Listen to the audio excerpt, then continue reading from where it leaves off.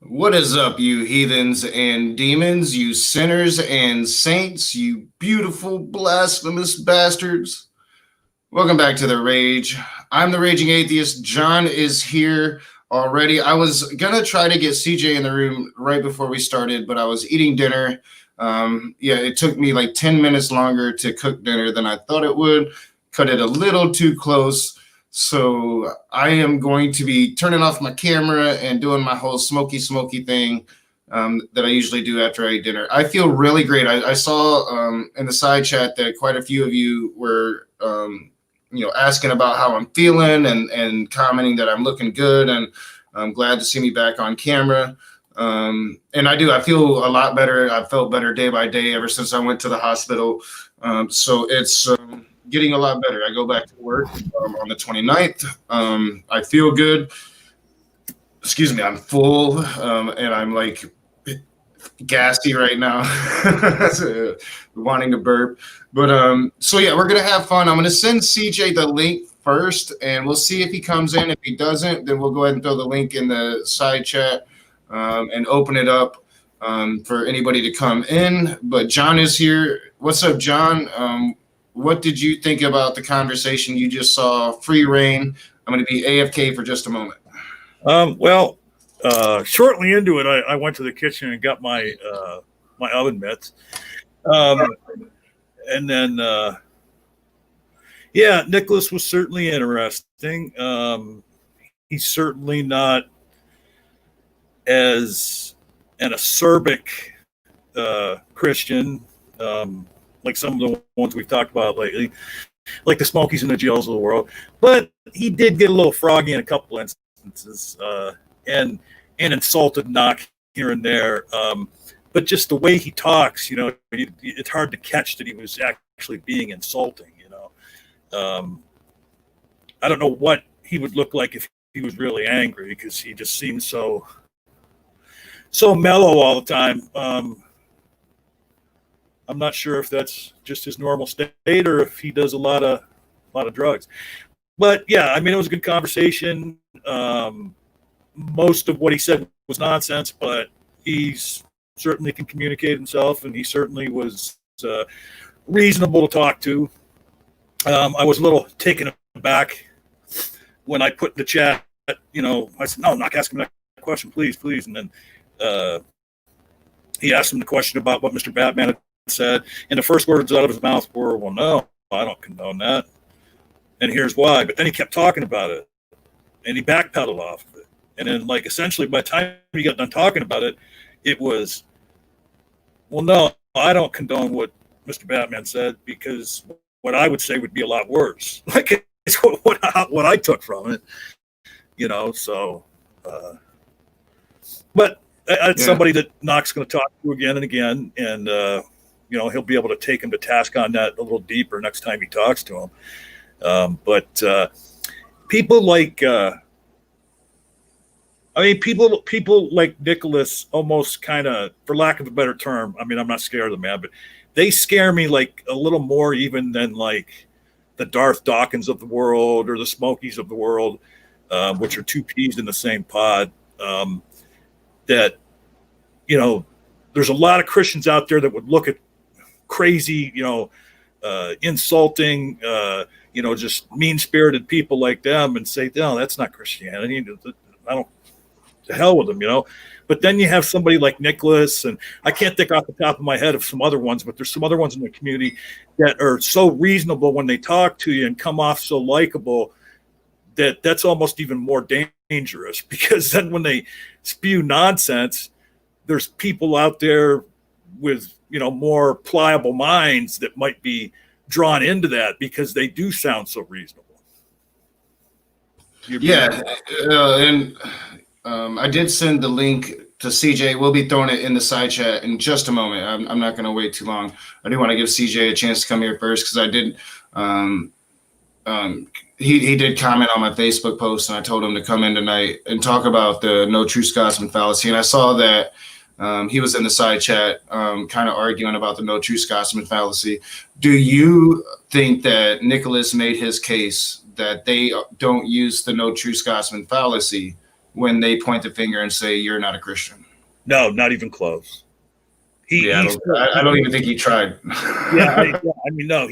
The few points he did try and make on it, they had no probative value at all. They didn't change my mind. They didn't change the essence of that fallacy, which they are all guilty of. Period. End of discussion. There's no argument to it. That's why I don't understand why CJ wants to come in and talk about that again, because as far as I'm concerned, I mean, he might not have walked away with this impression from the last discussion we had, but I laid his arguments bare. I mean, it's just, there's just no getting around it, okay? Because of the fact that the Bible is so open to interpretation, because of the fact that there are so many sects of Christianity, it's impossible for one sect of Christianity, one interpretation of the Bible, to claim that they are the right one and the other ones are wrong. Okay, and they can say it all they want, but it doesn't make it true. And the idea that they're going to point the finger at other Christians and say no, they're not a right Christian. Like the thing of the no true Scotsman fallacy is you take the bargain basement, the bottom line definition of something, and the bottom line definition of Christians is Christians are those who call Christ their Lord and Savior. And everything else on top of that, as a definition, is nothing but interpretive dogma. Okay, that's all it is. And so when they argue about, well, you're not a Christian, I'm a Christian. You're not a Christian, I'm a Christian. All they are arguing is their interpretation, their dogma. Period. End of discussion. If you're someone who calls Jesus Christ your Lord and Savior, you are a Christian. Period. Well, yeah, I mean, unless you're like, like I said, I think I gave a fairly decent example. I think that I think it's understanding to look at a prosperity preacher, somebody that goes directly against maybe the teachings of Jesus, honoring the poor. Like Christians are literally supposed to give away all of their riches, everything that they have, and live really poor and meager lives. But I think you can look at a prosperity preacher like Kenneth Copeland or Joel Osteen and say, yeah, that guy's not really a Christian because he's not helping the poor. Like Joel Osteen and that is so famous for not helping the hurricane victims during a really bad hurricane, wouldn't open his church to people that needed shelter.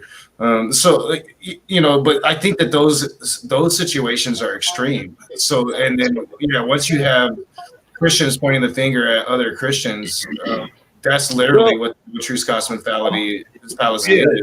Yeah, I mean, then you can make that distinction. I see where you're going with that.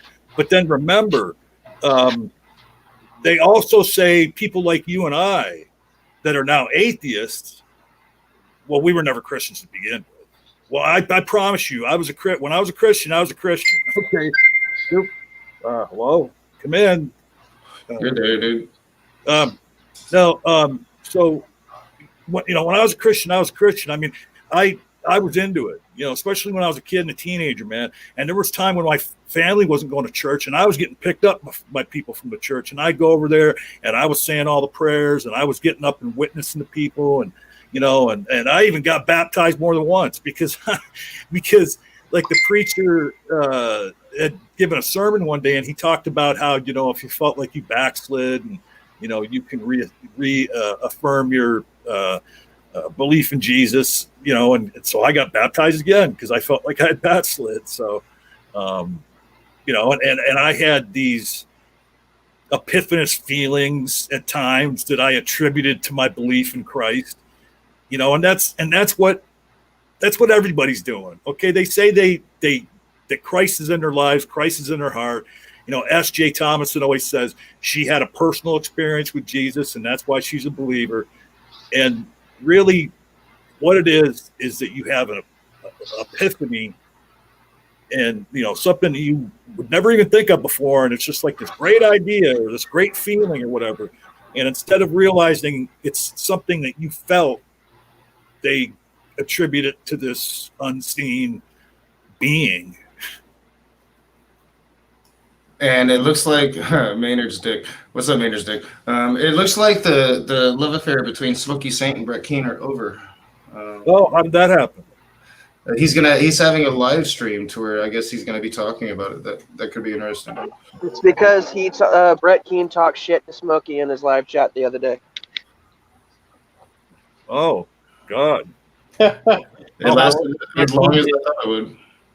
Not because Brett Keane's just like a reprehensible human being, but because he talks shit with Smokey. Yeah. God forbid. Can I say something about the fucking pipe cleaners? Can I say something about the no true Scotsman fallacy? Absolutely. I've been told I was never a Christian because I turned agnostic, and it was like, no, you goddamn fool. I was 100% into it. I mean, I went to 2 goddamn Christian schools for 5 goddamn years. So I was like in church for like most of my life for those 5 years. And I also went, like soul winning, like, door to door in visitation. And I was in, the youth choir, and I went on church trips.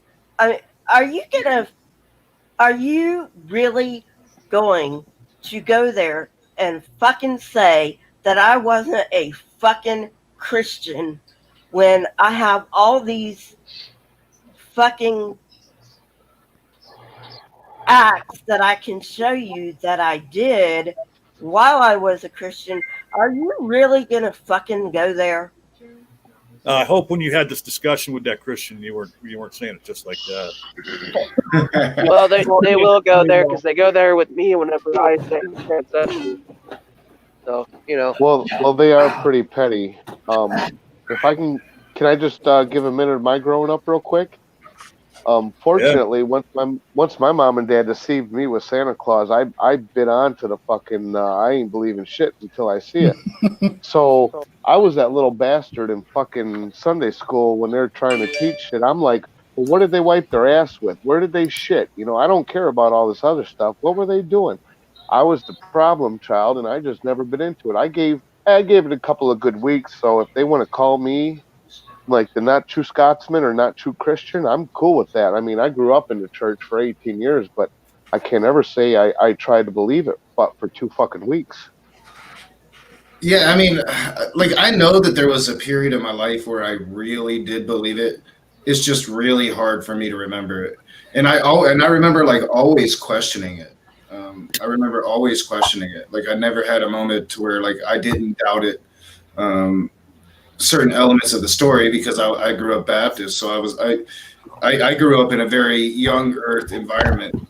They believed that God made the world 7,000 years ago and that the flood really happened. And if you said "God damn," you literally would get struck by lightning. I mean, that's how I was raised. Knock, you and I have a similar situation. I was big into the dinosaurs. And when I would ask them, see, I grew up, my mom and dad are public school teachers. My entire family still are. Like, literally, I have 9 aunts, uncles, my brother, everybody are public educators. And evolution was allowed. I'd never even heard of YEC until I was like 20-something years old. And my mom said one day, well, I'm not even sure the Earth is that old. It might be about 6,000 years. And my jaw dropped. And I looked at her and I said, the fuck are you thinking? All of a sudden, this is the way I grew up. But I always had to question them. Where were the fucking dinosaurs in here? Just like you, Knock, when you grew up and you ask these questions and shit. And they try to form these questions just to subdue your mind at the time, basically. Well, yeah, and their explanations for them have changed over time. So when I first started asking, it was the common apologetic that dinosaurs were a fucking hoax. This was back in the 80s. So I mean, we still had a lot of information coming in. That's what my mom said. She thought that God could have placed those bones there until one day they took a trip and she went to, I believe it was like Dinosaur National Park or some shit, and she saw the bones for herself. And she had to realize, and she came to the conclusion that, yeah, dinosaurs fucking existed. But we sure as hell didn't live with them. Who's got the pterodactyl in the room? Well, they existed up until the Civil War, until they all got taken out by Matt Powell's people. That might have been my go-on. I'm saying there's some feedback coming from somewhere that sounds like a pterodactyl screeching. Yeah, sounds like Kent Hovind's followers are still hunting some of the pterodactyls up in Alabama. Yeah. I do see for Nicholas Whitmire. I sent a link to CJ. We filled up really quick, but people are usually in and out. So we'll get you guys in if you're interested in coming in. Also, John, did you see Messenger's comment? All dinosaurs are 5,000 years old. Like, Messenger reveals don't really believe that stupid shit, does he? No, he doesn't. No, he's definitely trolling. He just said dinosaurs came from outer space and then we're taking the Dinotopia. By the way, you guys haven't seen the Dinotopia series? It's really fucking good. You should. Also, Doubting Thomas is in the chat, and I urge everybody to go. Was it just yesterday we reviewed that, Knock? I think it was like the day before, maybe. It's been a while since I've seen the Messenger reveals. You didn't like that sentence that I started? Oh, all right. So all I was going to say is that, go check out the last content review we did, because Doubting Thomas was in a room with Smokey at the end of last week, and it was just fucking glorious, dude. Actually, Speed and Immutable also reviewed it, and I was there for that, and me and Knock reviewed it. It's just this awesome fucking troll job by Doubting Thomas. I would say go check out the conversation me and Nakasuchi had last night. That was pretty good. Yeah, that was a pretty good one. I recorded part of it. I gotta get it into my Premiere. Go ahead. That video that you and I talked about doing, I'm free to do it either like the week next video. Week. You mean debate?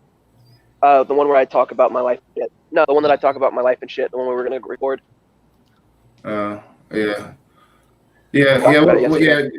Just message me on Twitter. We'll deal with that. What happened to your horse avatar, John? That's my non de plume for tonight. John is Smokey's pipe cleaner arms tonight. I need to comment on that really quick, because in your stream earlier with Nicholas Rage, he said something in the chat about me being like super skinny and everything, and I'm not the biggest guy ever. I can't do it now because I have a sweatshirt on, but if I were to flex, my arms would go from like looking like still a little bit better than Smokey's to looking like the fucking Hulk's arms, because I've actually done physical manual labor in my life, having worked in foundries for a number of years and in the agriculture industry for even longer. So unlike Smokey saying I know what physical labor looks like, I've done it. Some of the strongest motherfuckers I know. Oh yeah, skinny, because you can still have muscle, really compact muscles, and still be strong as fuck. They're wiry, John. On a skinny. similar note to that, I have yet to see evidence that Nicholas Whitmire has been outside in the past like 5 years. I was gonna say real quick, is Leophilius the one that started that turd kicking on my Facebook page last night? Is that him? Turd kicking. Do you not know who I am on Facebook? I didn't know what he did. There was some dumbass conservative making idiotic comments on there, and I just corrected him and demonstrated that all he can do is not anything at all, make non-arguments and non-responses, and then project his own. Well, I mean, to be fair, in that conversation, we were having an argument. We were just talking. And then Leophilius came in with the turd. Matter if it's an argument or if it's just a conversation. If someone is spewing dumb fuckery, you call them out on it. Yeah. He just asked me if I knew how a nation worked, and I said, yeah, I'm still a fucking socialist. He actually asked me that question. He said, well, Donald Trump's, he's a businessman, and he's running America like a business, as it should be. And I commented and said, No, that was directed a nation me, should be run as Donald a nation. Trump is a motherfucker. I said that the nation should be run as a nation. Leo, that was directed towards me because I had replied. I know, that was the first comment. And then you commented and said something. Then I commented and said, no, a nation should be run as a nation. And Donald Trump doesn't know how to run a nation. Then he said, well, I think you need to go look up what a nation is. And I'm just like, Thanks for the non-response. I know very well You know what a he's- nation is and how they work. Right, but you know you were trying to have a long ass debate with a kid my age. No, right? I wasn't. No, I wasn't. I was just trying to, bash conservatives because Right. it's really With fucking fun. With a kid your age, how old are you? Yeah, I'm 22. Like he was one of my Not a buddies kid. that talked shit. You're not a kid. Yeah, he's Apparently, better I than am to Leo, a lot of 25. people. Leo's 25. All right, so let's not get hung up on a Facebook post that nobody knows what the hell. No, you guys I just talking wanted to. about. I just wanted to bust Leo's balls a little bit. Can I Rage. show I'm gonna something drop- really quick? I'm gonna drop so that you guys can get Nicholas in here, as long as you guys bring up the Alex Jones, Bill Hicks thing with him. And Yeah, I was gonna ask him about Tool- that, but I wanted to keep Tool- it kind of general. Tool would never put Bill Hicks on their album, man, if he turned into Alex Jones. I mean, Bill Hicks was a liberal. Bill Hicks is fucking dead. They're putting waters. Well, they're no, putting ask chemicals in Nicholas. the water No, to propagate. he's turned into Alex Jones. That's his conspiracy theory. So I'm gonna All drop. right. I'm gonna let you guys do that. I got some doobies to smoke. You guys have a great night. I'll be watching. Oh, fuck, he's gonna smoke doobies. Can I show Uh, something really quick? Yeah, real quick. Yeah, as Messenger long as you Reveals- leave your pants on. real I quick, don't. Messenger Reveals is asking me, are you going to do an election day live stream? No, I won't be. But Chris and Andy are on the Daily Atheist Morning Show, and I'll probably be popping in and out. I'm not sure if I'll be working that day or not, but I'm definitely going to be going to the polls and kind of recording what's going on at my polling station for a while. And if there's any harassment from anybody, I'm going to try to record it and see what's going on. So I will be doing that. I will be doing a live stream, but most of the people that are going to be in it are going to be stoned because we're going to be laughing at election day. Can I show Well, now? maybe I'll change Go my ahead. mind. Yeah, go for it. You are a child. Yeah, So- go ahead and Back show to it. But then let's get on a topic and start talking Yeah. about some religion or shit. So tomorrow on the channel, Agree to Disagree. That's Agree, the number 2, Disagree. It's run by Conspiracy Cats, who I'm sure everybody knows, and somebody else. I can't remember who he said. I can't remember the guy's name. It's a play off of the term Peaky Blinder, I'm pretty sure. But I will be debating some Philip guy on God and cosmology. So check that out. That will be at 1 p.m. Central Standard Time. So that would be 2 p.m. Well, wait a minute, Eastern Time. Leo. How are you going to debate somebody? You don't know anything about logic. I heard earlier today. Yeah, I Oh, don't really? know anything about. Oh, and that's. Yeah. Yeah, I was laughing my balls Oh, off. shit. Because and Smokey's like, well, you're just throwing around math terms, and I'm like, actually, I did. The only reference to math I made was f of x. I used the upside down capital A, which means for all, and then I used the capital E that you would see backwards, which means there exists. So these terms are ubiquitous in logic. Also, mathematical notation is ubiquitous in logic. That's why, like, propositional logic is often referred to as propositional calculus. And you But put this it just there, he demonstrates didn't know- Smokey doesn't know what he's talking about. Right, he didn't know what it was, and then he was telling you that you know fuck all about. Well, he didn't use the F word, but logic. Yeah, You don't know nothing, you trash clown. It was really I'll tell funny. you what. I'd like to talk. Now, we only have 2 Christians in the room at this moment, but I'd really like to ask the 2 Christians that are here. What I don't know if you watched earlier today, but what would you think if I told you that Nicholas claimed that Muslims and Christians don't worship the same God? Oh my God. That was I the would- craziest thing he ever said right there. Oh, it's my favorite It's my second favorite shit kicker, Nathan. Hi, Nathan. Hey, how you doing? That's one of the dumbest things I've ever heard. Yeah. So Anybody that knows history of religion knows it's completely. I want to hear what Quentin and Tog have to say about it because they're the believers. In the room. I'll let Todd go first because I have a long-winded one. You're muted, Todd. You're All right, up. Todd. Tom might be. Can you hear me? Oh, there he is. Yeah, I'm at work. Can you guys hear me? Yep. Yes. If they were Christians, they would be following Christ because we follow Christ, who is God. No, not And so Christians. since Hold they do on. not- Hold on. I said if they were following God, they would be following Christ, but they don't follow Christ, which makes them not Christians. They don't worship the same God because they don't worship Christ. Do Jews not worship the same God as Christians do because they don't follow Christ? I think that's the gist of it. Yeah, I think that's almost the gist of it.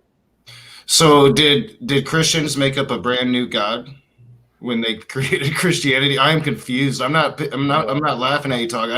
It doesn't make any sense because like you're literally an offshoot of Judaism. They were there first worshiping the God before you got there. You think that Jesus Christ is or maybe not you specifically, most Christians believe that Jesus Christ is the incarnation of that Jewish God. And yet you are going to sit here and say that it's not the same God, much along the likes of Nicholas claiming. Well, you just said it. You just said it yourself. If it's God in the flesh, then we should follow that God because it is God. And since they don't follow God in the flesh and how God wanted us to be, then they're not following God. And if they want to go back to an Old Testament, then they're still not doing it because Christ came. God came in the flesh as Christ to show us that. Look, this is just another level of confusion for me because my question was about the difference between, that Christians and Muslims are not worshiping the same God, but to make the claim that Jews and Christians are not worshiping the same God, that just doesn't even compute in my head, because it's literally without any interpretation the same God. I would say you can maybe make a distinction like in the Muslim religion, but in the Muslim religion, in their Quran, they actually have the first part of the Bible in their Quran. They actually talk about Jesus in the Quran, but he's a prophet as far as they're concerned. He's not the Son of God. So there's a lot of distinctions that need to be made here that aren't being made.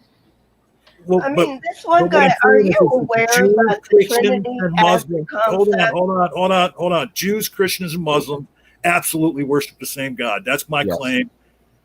And it's not just a claim, it's the truth. Literally any fucking historian that studies this will tell you. I would say perhaps they know it because it's called the Abrahamic God, because Muslims, Jews, and Christians, all three of them, you can literally look this up, they all acknowledge that that's the God that revealed himself as the one true God through the first prophet Abraham. Muslims acknowledge this, Jews acknowledge this, they were the first ones to acknowledge it, and Christians acknowledge it, meaning they all worship the same God. The God who revealed himself through Abraham. There is no except. That's a fact. No, there's the only except that I would add. Leo, I'm wrong. Leo, let him respond. Yeah, but I haven't finished. You can't respond if I don't finish. Well, that's fine. I get the gist, but the only except that I would add is that it seems to be that it's more of a less of a following of an ancient culture rather than the exact words of God when he came into flesh. See, everyone goes back to what was said instead of what was said when Christ came, which is in our past, but everyone seems to go past beyond what was said or what the nations did. But Christ didn't want us following the nations. He wanted us to follow him. And that's what makes it important. Sorry, I know I'm out of breath. I'm in a face mask. I apologize. But that's what I think is the main important thing, is that God wanted us to follow him in Christ, not what the old ceremonies, not what they all did, and what commandments he gave us to do. That's what he wanted. That doesn't. Well, but Jesus said he didn't come to change the law. Jesus said he came to uphold the law. So I mean, I don't get it. You are aware that the Trinity did not exist as a concept until the Council of Nicaea. Do you not? Or is that something you don't know? No, that's just something people say. No, it is true. It is very, very true. Yeah, that is true. In fact, the Council of Nicaea was starkly divided on whether the Trinity was even real. You had the Arians who believed in, what was his name? Arian of Alexandria or something like that, or Aria of Alexandria or some shit like that. And they were the people who believed that Jesus wasn't divine, that he was just a man, and that there was no Trinity. And then you had the Trinitarians who believed that Jesus was divine. He was one of the three modes of the Trinity, and the Council of Nicaea was starkly divided on that. So yeah, the Trinity was not established as official Christian doctrine until 325 AD, 325 years after the birth of Jesus. Hey, go ahead, Quentin. What's your response to that, or did Todd pretty much cover it? Yeah, I don't know, but I just want to say real quick. No, that's pretty much that's probably it for me. I gotta get going because I gotta get driving here soon. So. You're gonna leave me here alone, you asshole. I'm sorry. Yeah, I'm gonna be driving. You can go with him, Quentin, if you want. Nah, yeah. I'm good. I guess I'll fight the hill by myself. John is bigoted towards gingers. I would say I don't know much about to give an answer for the Trinity, because that just seems like word problems and not really like a faith thing. Like I don't know how to explain that. That one's hard. That's too hard for me. 3 equals. You know. No, it's not. It's not 3 equals. Well, it would be if one. I don't even know how to go into it, but yeah. Yeah. I'm just gonna stop. But I'm gonna get going, guys. Thank you for having me on, Akasuchi. Hey, Messenger. Yeah, we'll have to talk about this more, Toad. Hey, Messenger. Take care. God bless. Don't just say it in the chat. Come on in here and say it with your chest, buddy. That won't happen. Half those people in the side chat. I think he has to be joking. But so what I think Jesus meant by that was that he was actually trying to be honest and say, "Hey, I'm not Messiah. I'm a rabbi. I came to uphold the law. I came to preach a law. I came to preach the law as I see it." And I think that that's what he did. I don't think he really even admitted to being Messiah until he was under duress of torture with Pontiff Pilate. But I could be wrong about that. It's been a while since I've read the Gospels. I mean, I think he said that, like what you're saying, and then like he took out a deck of cards and said, "Pick a card, any card," and they were all there. Yeah, but back then Messiahs were a dime a dozen. Well, and then he, he caught like a really big fish and cut it up into little pieces, and that was him multiplying the fish. And he walked on water in December. Yeah, that doesn't make sense though, because in the story of the 5,000, doesn't the story say that Jesus and one of his disciples to gather fish and bread? Yeah, I don't know. Gary. Hey, Gary. Go ahead, John. I was just going to say that the question we just asked the Christians in the room, I don't know if you were in the chat and heard it, but do you believe that Jews, Christians, and Muslims all worship the same God? There's that bigotry towards gingers again. What? Nothing. I was making a joke to what Knox said. I said there's the bigotry towards gingers again. But anyway, Gary, what you do believe that they worship the same God? Yeah. Oh, okay. Because Jesus is a prophet in the Islamic religion. Yep, just said that. As is Abraham, as is David, as is Muhammad, as another thing. It's his Islamic interpretation of the Old and New Testament. Yeah, and then like Knock had pointed out that Christianity came after Judaism, and Judaism was literally worshiping the God that Christ was supposedly the son of. Correct. Yes. Right. Oh, all right. And originally they weren't called the Christians; they were called the Jewish Christians, indicating that they were still. And this is very, very early in the history of Christianity. They were still considered essentially Jewish, just a different sect of Judaism. Yeah, as far as I have been able to study it, like right there at first, they were considered a cult of Judaism. Like they were those crazy people you didn't invite to the family parties. Everybody already knows this, but it's always worthwhile pointed out. Jesus himself was Jewish. Yeah. You're body a lot, Leo. Yeah, you are dying out and shit here and there. Yeah, so his followers. What was that, Gary? So his followers. They were Jewish. Mm-hmm. That's the reason they had Passover. That's the reason that they because baptism is a Jewish ritual. Mm-hmm. Well, and then the Muslims came along and they said, "I'll see your Jesus and I'll raise you a Muhammad."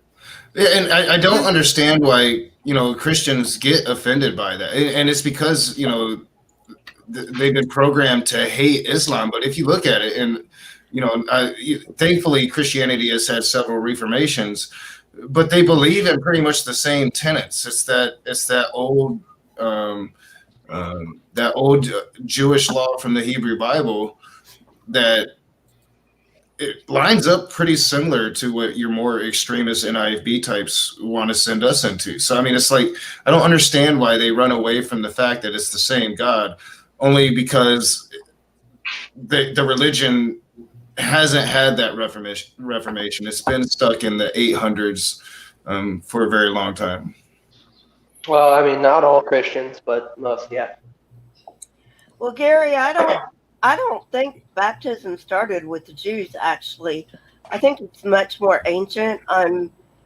I haven't started researching that for my channel, but I will soon. So I'm not quite sure on that, but I think it's even more ancient than the Jews. No, it's a Jewish water ritual. There are water rituals which exist in other religions, but baptism is a uniquely Jewish thing. It's about cleansing the stuff because the main cleansing agents of the ancient world were either fire or water. So there were a lot of fire rituals, which was about like burning stuff and stuff like that. And there's like water rituals, like the reason that you got it in like India or like because of the sacred Ganges and stuff like that, or the River Nile. So it is unique to Judaism, but there are water rituals around the ancient world, absolutely. Yeah. Well, and the other thing is too is that the concept of a Messiah came well before it was put into Judaism.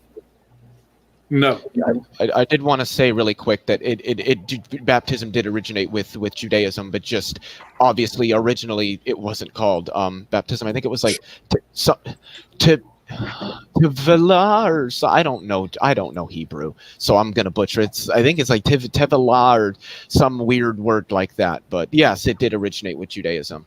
Now that doesn't mean that there weren't other religions out there that might have had some similar-ish ritual. I can't speak to that because I don't really know much about other religions, like Eastern religions and Hinduism and stuff like that. But I do know that baptism, as we understand it in both the Jewish and the Catholic, not just Catholic, but the Christian church in general, and yes, Catholics are Christians, that it did originate with Judaism. You know how many different religions, though, did have like a concept of like an eternal, all-powerful being? I mean... Real quick, Dwayne Burke, welcome to the side chat. Why don't you come in? We got one spot left. I just threw the link in the side chat. You can talk about how much I like to cry with Matt Powell. I would be interested in having that conversation with you, my friend. Who the hell is Dwayne Burke? I just want to praise his followers and. He's been. He's a moderator on Modern Day Debate. Been on a few debates on Modern Day Debate. He was on Scholar Fiction's channel. He believes in the Illuminati. Well, and I just want to say, I don't know if I actually know who he is, but just based on his avatar, I'm going to take a wild guess and say he's wearing skinny jeans right now. Maybe. But yeah, feel free to come on in, Dwayne Burke. I wanted to ask a question, Rage, to clarify something. When you say he believes in the Illuminati, you mean he believes in the conspiracies about the Illuminati? Because the Illuminati is a real organization. It still exists. It's just they're not some evil organization filled with lizard Mandalorians or whatever the fuck it is that are trying to take over the world. I'm not. Do they still exist? I mean, as far as I know, that they were killed off by the Catholic Church a long time. I think it was more not Reformation, not a resurrection of what the original Illuminati movement was during the Enlightenment. No. The Super Friends killed the Illuminati back in the I don't know. The Sunflower. Well, I mean, I know that the Illuminati actually did once exist, and they were just a group of scientists trying to do science and not have like the church kill them. That's pretty much what they were. They were a secret group of scientists doing science. So. Illuminati is just Latin for illuminated ones, or rather enlightened ones. So, wait a minute. He left. Where the fuck did Speed go? I was going to say he had to bounce out. Yeah, I did it for 30 minutes. Yeah, because he was talking about how he was part of the Illuminati when we were talking earlier today. Because he said he's got the he's got the 80-watt light bulb and. Apparently everybody who doesn't know they're part of the Illuminati is part of the Illuminati. I'm just still waiting for my official welcome card and Yeah, I'm waiting for my jacket check. I know, me and Grumpy Old Dude got the same email from the same guy offering us a chance to be a part of the Illuminati. Like, we both laughed at it, but like maybe it was real, you know? Hey, Sunflower. Question of the day for Christians. Do Jews, Christians, and Muslims all worship the same God? Yeah, man. Am I going to answer after him, or like they all claim to, yes, because it's all the God of the Old Testament. Is that a good answer for you? I mean, I don't. Yes. So your answer is yes, they do. Yeah, and even this one guy kind of changed his answer. He's like, yeah, it's the same God, but they don't follow God/Jesus. So yeah, I mean, once you like kind of, I think, really think about it, you're like, damn, yeah, they're right. Fucking atheist. Have you guys ever heard of Jews for Jesus? I don't know if anything to do with there's a small sect of Jews that believe in Jesus. Yeah. Well, I don't know how small the sect is. Apparently, I'm actually trying to find that out because I can't find like how many members there are. But according to Wikipedia, that their total assets is just short of 40 million, which is pretty decent. I mean, nowadays that could be one guy. That actually is true. To be fair, that's not an indication of how many people are involved. But it's. I feel like 40 million is like. It's something to be reckoned with. It's hey, there's big money in that religion grift, man. Their website is just funny though. Like JewsForJesus.org, the first thing you see when you go to that website is a guy smiling, and it just says 100% Jewish, 100% Christian. Wait, Randolph is backstage. That's freaking 200%. Yeah, let me let Randolph. Like saying I'm 100% Hindu and 100% Nordic in terms of belief. It just makes no sense. But well, Leo, you do know that there are atheist Christians, right? That makes no sense. Yeah, I mean, that no, doesn't it doesn't. No, it doesn't. I can explain it to you if you want. There's actually books on this. Okay, hang on. So the Christian is somebody who believes in the one of the requirements that they believe in the God of Christianity. No, no, you don't have to believe in God. See, no, you don't. Like that, you don't have to believe in God at all. That doesn't make sense according to the doctrine. What would be called social Christian? Sounds like he's almost trying to explain himself. Yeah, John. Yeah, let's let Gary explain. Right. Okay. So, there's a book of there's actually books on this. There's a bunch of Christians who are called esoterics who don't believe in a deity as we would understand it. They won't believe it as a symbol, is symbolic. So it's more of a symbolic thing. So they take the teachings of Jesus, like we do. Let's say, for example, like the art of war, and take it as a totally secular thing, and use the teachings to have a better life. That's just what they did. The Art of War by Sun Tzu. Yes. Sun Tzu Bing Fang. That is a secular document. There's nothing religious about it. Yes, but I'm explaining that they take the Gospels in the same sort of way. They take it. No, I'm telling you. You can shake your head all you want. I'm telling you what these people believe. Don't argue with me. I'm telling you what these people actually believe. There's actually books on this. Actually, I recommend it to you. It's called Inner Christianity. Because I remember there was this guy who was actually an esoteric on here.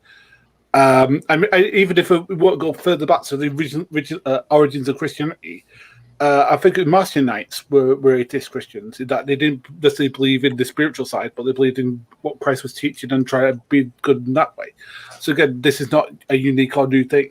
I believe in what they believe in what Christ teaches. If they believe in what Christ teaches, then they have to believe in Christ. Do they not? Yeah, I would agree. Like, are you talking about two people are coming to my mind like immediately? Jordan Peterson and what's the other one? I think Jordan Peterson believes in a God. He's just very shy about saying it. Yeah, well, he says. Well, I've heard him say he doesn't believe in Jesus, but he thinks Jesus is necessary for Western civilization. Sounds like he believes in Jesus. Stupid shit like that. Yeah. Now, when you mentioned Gary, you mentioned there's nothing spiritual. Spirituality is not addressed by atheism. Atheism is just not believing in any deities. That's it. You can be atheist and be spiritual. Can I interject here, please? Because I think what Gary's saying is going over everybody's head, because he's absolutely right. And here's I'm gonna prove it. Have you ever learned a lesson from reading a fictional book? Yes. Oh, sure. Okay. Well, that's basically what these people are. Okay. They're atheists, but they don't believe Christ is divine, but they believe Christ taught good values, and they follow the Christian values that they believe are right. So it is a bit of a oxymoron, atheist Christians, but they truly are out there. Can you clarify for me what you mean by they believe in Christ's teaching? Like a Jedi. I've actually linked to a book. He asked me a question. They believe there was a person named Jesus Christ who taught that stuff. Is that right? Yeah, a human being. Then they are not atheists if they believe that guy is real. No, because atheist just means the disbelief in God. If Jesus was a human being who existed at that time, what divinity does he have? Oh, you're saying they believe that Jesus Christ was real, but was not a deity, and is correct. And that's just a good teacher. Like for example, history. Like that's the for example, like Plato or Socrates, or was just a good teacher / philosopher for that particular region at that time. Had good teaching behind him, like social teaching, like Nietzsche, for example. Really, really quick, I want to clarify something. And correct me if I'm wrong, Gary. I don't think you're necessarily defending this position, just saying that this is something that's out there. No. I again, because it's a position I don't hold. I don't think it's fair for me to defend a position I don't hold. There are people who do. I'm sure they can defend themselves rather than me do it for them. I'm just. Well, I think they're mistaken about the terminology here, and I'll let Randolph go real quick. But like it's like saying I like Jason Silva, and I like the things that he says about life, and that would be me saying like I'm an atheist Sylvian, like it doesn't make any sense. No, I just I think that he says good things about life, and I'll take what I want to take from it. I mean, if you don't think that Jesus Christ is a deity, you're not a Christian, and there's no God belief there. Well, there's no God belief there. I don't think this is a no true Scotsman situation. There are pretty much every Christian I've talked to. One of the most important things in Christianity is belief in God. Sunflower, you're a Christian, right? Yes. Yeah, and do you think that belief in the Christian God is a necessary part of being a Christian? Yes. Well, but there you go. And this is the answer I get from every Christian I've ever spoken to from all sorts of different denominations using different translations of the Bible. So this idea of people saying they're atheist Christians is a new thing to me. And I think they're trolling. That's what I think. Until wait. Can I jump in? No, come on, look. Check it out. Well, John respond, but Quentin has been trying to get in for quite a while. Okay. So look, just like people follow the fictional books that Ayn Rand wrote, that they follow her. And what those they books call were her fiction. teachings. What's that? What? I just said that, and those books are fiction. Well, right, and that's why I'm saying it, because as an atheist, I believe most of the Bible is fiction, and I believe there could have been a man named Jesus Christ, but that he was just a human being, and that's what these other people are saying, that they just think the teachings of Christ. They're not literally saying they are Christians. That's we get that, but we're saying that's not atheist Christian. That's atheist. That's what we're saying. Okay, the issue. Why do you get to decide how people identify themselves? That is right. That's the question. If someone says they're an atheist Christian, and then other people are saying, there's always going to be debates about people saying, "Well, then you're not a true Christian." I think the issue here is that all we're saying is that there's people that identify as atheist Christians. Yeah. The identity. I'm not saying that there isn't. The problem is the identity doesn't compute, because one of the fundamental requirements of being a Christian is to believe in the Christian God. Right, but Democratic Republic of North Korea. John, you gotta let him finish. You gotta let him finish his statement. But no, because there's still like something going on that people are understanding. By saying they're atheist Christians, they're saying they're not really Christians. I mean, they're not saying that they believe Christ was divine. I mean, it's in the word, it's in the phrase they're using to describe themselves. Yeah. People use definitions however they want. Like, have you ever heard of the Democratic People's Republic of North Korea, or whatever the hell it's called? We all know it's not. Yeah, so it's like this is probably the dumbest conversation I've ever had. Well, I'm just pointing out that if someone you telling someone that they're using the word wrong doesn't change the fact that they're using the We word. have this conversation all the time about atheist. No. To me, you are doing damage to the cause by going around saying some stupid fucking shit like that. I'm sorry. Call me what you want, but it's stupid. Wait, me? I know. No, not you. He's talking about the phrase. I mean, he has. I agree. Yeah, I think it's they're using the wrong terminology to identify themselves. All right, I agree with that. All right. But could you do me a favor? I posted the link to their book. Could you at least read it? Because then you could understand what their actual position is rather than like. That's a huge favor, dude. Read an entire book. But I mean, the Wikipedia articles on the esoterics. Christians tell me I should read the Bible. What's the name of the book again? God is real. Well, no, you know what the deal is? It's bad marketing. Just like a few months ago when the phrase came out, defund the police, and then you look into it, and it's not actually defunding the police. I mean, it's actually like reformulating what police do and doing other social programs to take. I think that's a pretty good analogy, actually. I agree. Yeah, I agree with Sunflower here. Yeah, it's just bad marketing. Well, yeah, and that's like simply what we were trying to say. I wasn't trying to say that these people don't exist. I'm just saying it's stupid. Well, it is. I mean, it's a freaking oxymoron, no doubt. Yeah. Well, and I could come to a different conclusion at some point. Like I used to think the same thing about atheists that went to church. I've actually been looking at it. I've actually know somebody on my Facebook that I've known for quite a long time, a professor at a university that goes to an atheist church and loves it. And they're selling me on the idea. And me and Randolph have talked about this a couple times. I think atheists need community. So I'm able to change my position on this. But like just at first glance, it sounds kind of stupid. Yeah. Church, yeah. Hey, but you can go to like the Satanist churches, or you can go to the Universalist Unitarian Church.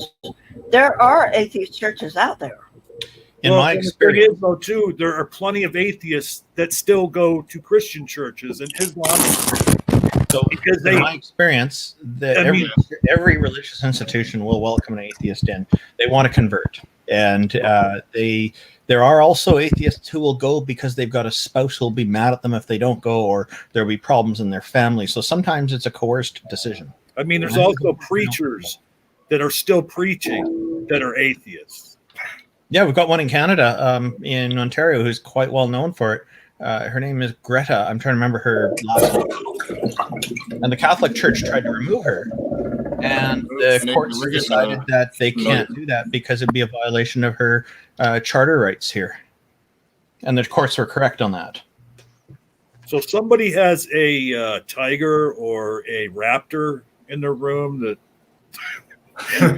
Yes, I think he fixed it. I told Nathan we were getting some noise.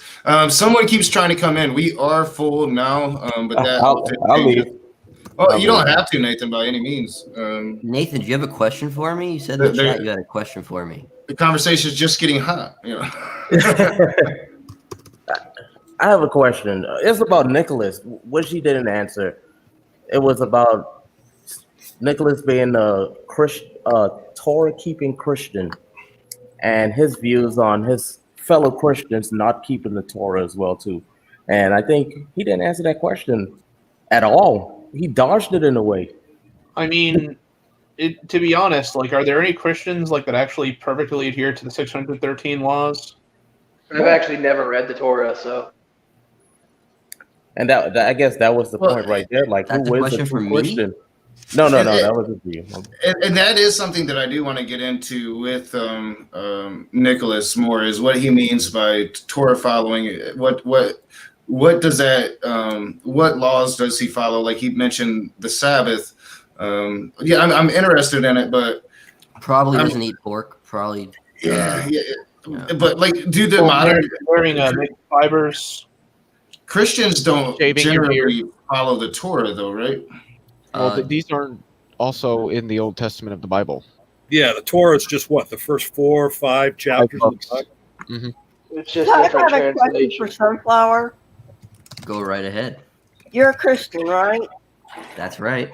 Okay, so being a Christian, would you somehow accept that maybe the Bible that you have is not the Word of God. In other words, that the Bible that you have is not the Bible that God meant you to have. Not unless I was aware of a Bible that was more compelling. Like, I mean, like I don't know. It sucks, man. Somebody keeps trying to get in the room, and I didn't even get to see what Randolph just shared. Oh, I'll share it again. Well, no, because it's not going to, because I have the same screen Knock does, and when somebody's trying to get in the room, this big banner goes across the top of the. Oh, it's a picture of a velociraptor crossed out, and it's just a sign in a library or lab or something, and it says, "This is a velociraptor-free workplace. 27 billion days since the last incident," or something like that. That's what we call boomer humor. Yeah, well, it's no, it's actually good humor. But I brought it up. I put the picture there because you guys were talking about raptors just a moment ago. I love how the Christians always go to boomer jokes or dad jokes. Like I ripped Smokey Saint's ass apart with dad jokes. I've ever said the word. I'm a dad, and my kids like my jokes. So, like, okay, Quentin, what's your answer to that question? Do you think that the Bible that you have is the Bible that God meant you to have? The one time I get answered, I actually had my pants down. Fuck. Okay, give me just a second. Oh, caught you with the pants down, Quentin. Well, let me rephrase. If I would say like if there was a better or alternate translation, maybe, but I don't think that I would ever be compelled that the entire like book was just some sort of like fabrication or. I want to know why he had his pants down. Yeah, was he maybe he was John? It wasn't literal. I was actually outside taking a smoke. I mean, I was wondering if he was getting turned on by this conversation. Holy shit. Oh yeah, totes. You know me. I'm the only asexual that gets turned on to a stimulating conversation. So you like to go commando when you smoke. Okay. All right. Yeah. That's me. I'm a ginger man. What do you expect? I'm weird. To answer the question, I didn't say it was weird. I did not say it was weird. Nathan, where can I view your artwork? On Instagram. It's and the on same. my Discord. Oh yeah, on Discord as well too. Yeah. It's the same. But I mean, I'll actually check it out. I mean, you don't need to like post it publicly, but I am interested. I'm very interested in someone that names them like their makes their last name artwork. That's a winning alias right there. I'm already on board to see what you have. That's interesting to me. So yeah. But to answer the question, if there was a Bible that would provide itself to me and I could read it and it proved to be the one that was correct, then yeah, I would take that. But I don't take everything in the Bible as a literal thing. I'm probably one of the only Christians that doesn't take the entirety of the Bible as literal. Oh, you're definitely not one of the only Christians that doesn't take the entire. No, Quentin, you're not the only Christian. There's a lot. No, I mean like 90% of the New Testament I don't take literal at all. I gotta say, I'm really glad that all the Christians I've met don't follow the Bible 100% because there is an edict in here to kill all non-believers. Yeah, that's what I mean. I was trying to get into that. Like the actual. Well, real quick, and I'll let you finish, Quentin. Like the actual worldview, the belief systems, what they believe their God wants the world to look like is very similar to Islam. And I think that's why they get so triggered when you point out that it is the same God and they have to go out of their way to, like, no, it ain't. And I'm like, well, how do you even logically get there? Because you've got to explain it to me, and they never really can. But go ahead, Quentin.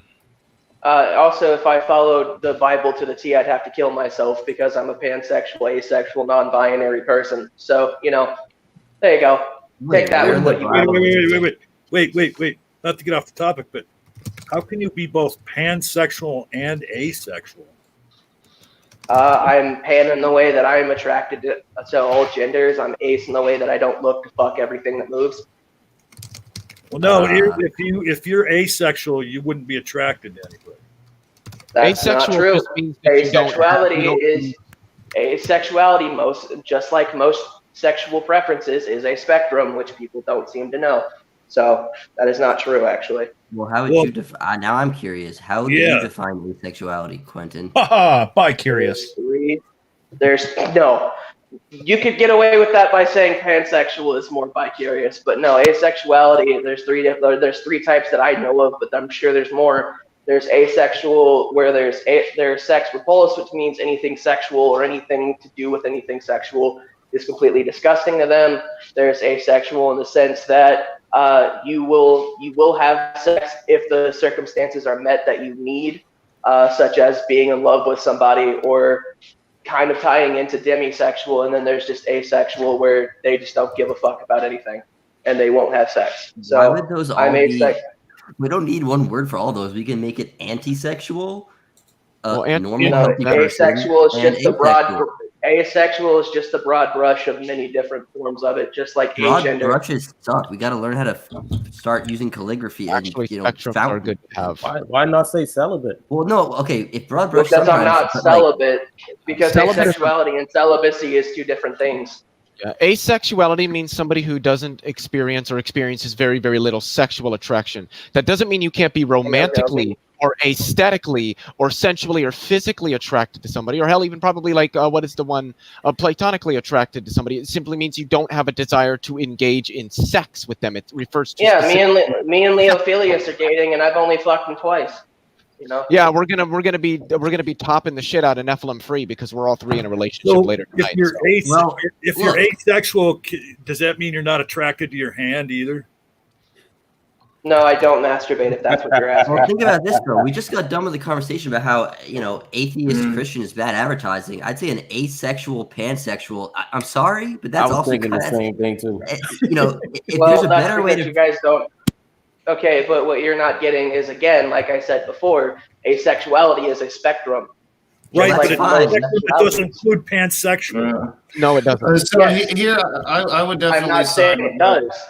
But why not be more specific? Like you could the first thing you described in your three-pronged trident of asexuality sounds just like anti-sexualism. Actually, he said repulsed by sex. How's that not anti-sexual? Pansexuality means that you're attracted to anybody. It doesn't matter if they're man, if they're woman, it doesn't matter what their sex is or what their gender is. Asexuality means that you're not sexually attracted to people. You can be pansexual and be romantically attracted to a transgendered woman, and then the next man who walks down the street, and then the next non-binary person who walks down the street. But asexuality means you're not sexually attracted to these people. Right, and I fall into the category of asexual. I fall into the category of asexual, where I'm not always looking to have sex, but if I'm in a relationship and that partner wants that, then I will oblige to it, but I'm not looking for it. All I just said was that if you're repulsed by the idea of sex altogether in all contexts, I think anti-sexual is a better word than just saying it's a like a subsect of asexual. I'm not saying anything is invalid. I'm saying why don't we use more specific? All right, so let me talk. No, he said there. Okay. No, let me talk. So I've literally. By the way, real quick, I'm not a he, I'm a they. All right, so let me talk. For one, we're not gonna. Here, I'm gonna side with. We're gonna let Quentin be whatever they want to be. I don't want to be attacking Quentin's gender or sexuality. I want the conversation to go back towards religion, and I don't want this conversation to really continue. To be honest, this is just a dumpster fire shit show that I don't want. Yeah, I didn't mean for it to go that way. I was just pointing out that I don't follow the Bible because, in other words, I'd have to kill myself. I have a question to bring us back to religion, and that is everybody. So we asked Sunflower and Quentin. I don't know if they asked Gary this question or not, but about what would get you to essentially believe that the Bible is different? Well, if a better Bible came along and all of a sudden that one was true, how did we figure out that the first Bible, the one that we have now, is true? That's my question, because it's definitely fucking not.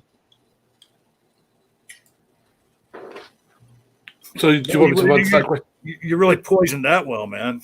I didn't know you were asking that. I actually wanted to change topics a little bit, but I guess we want to stay on this topic if we can.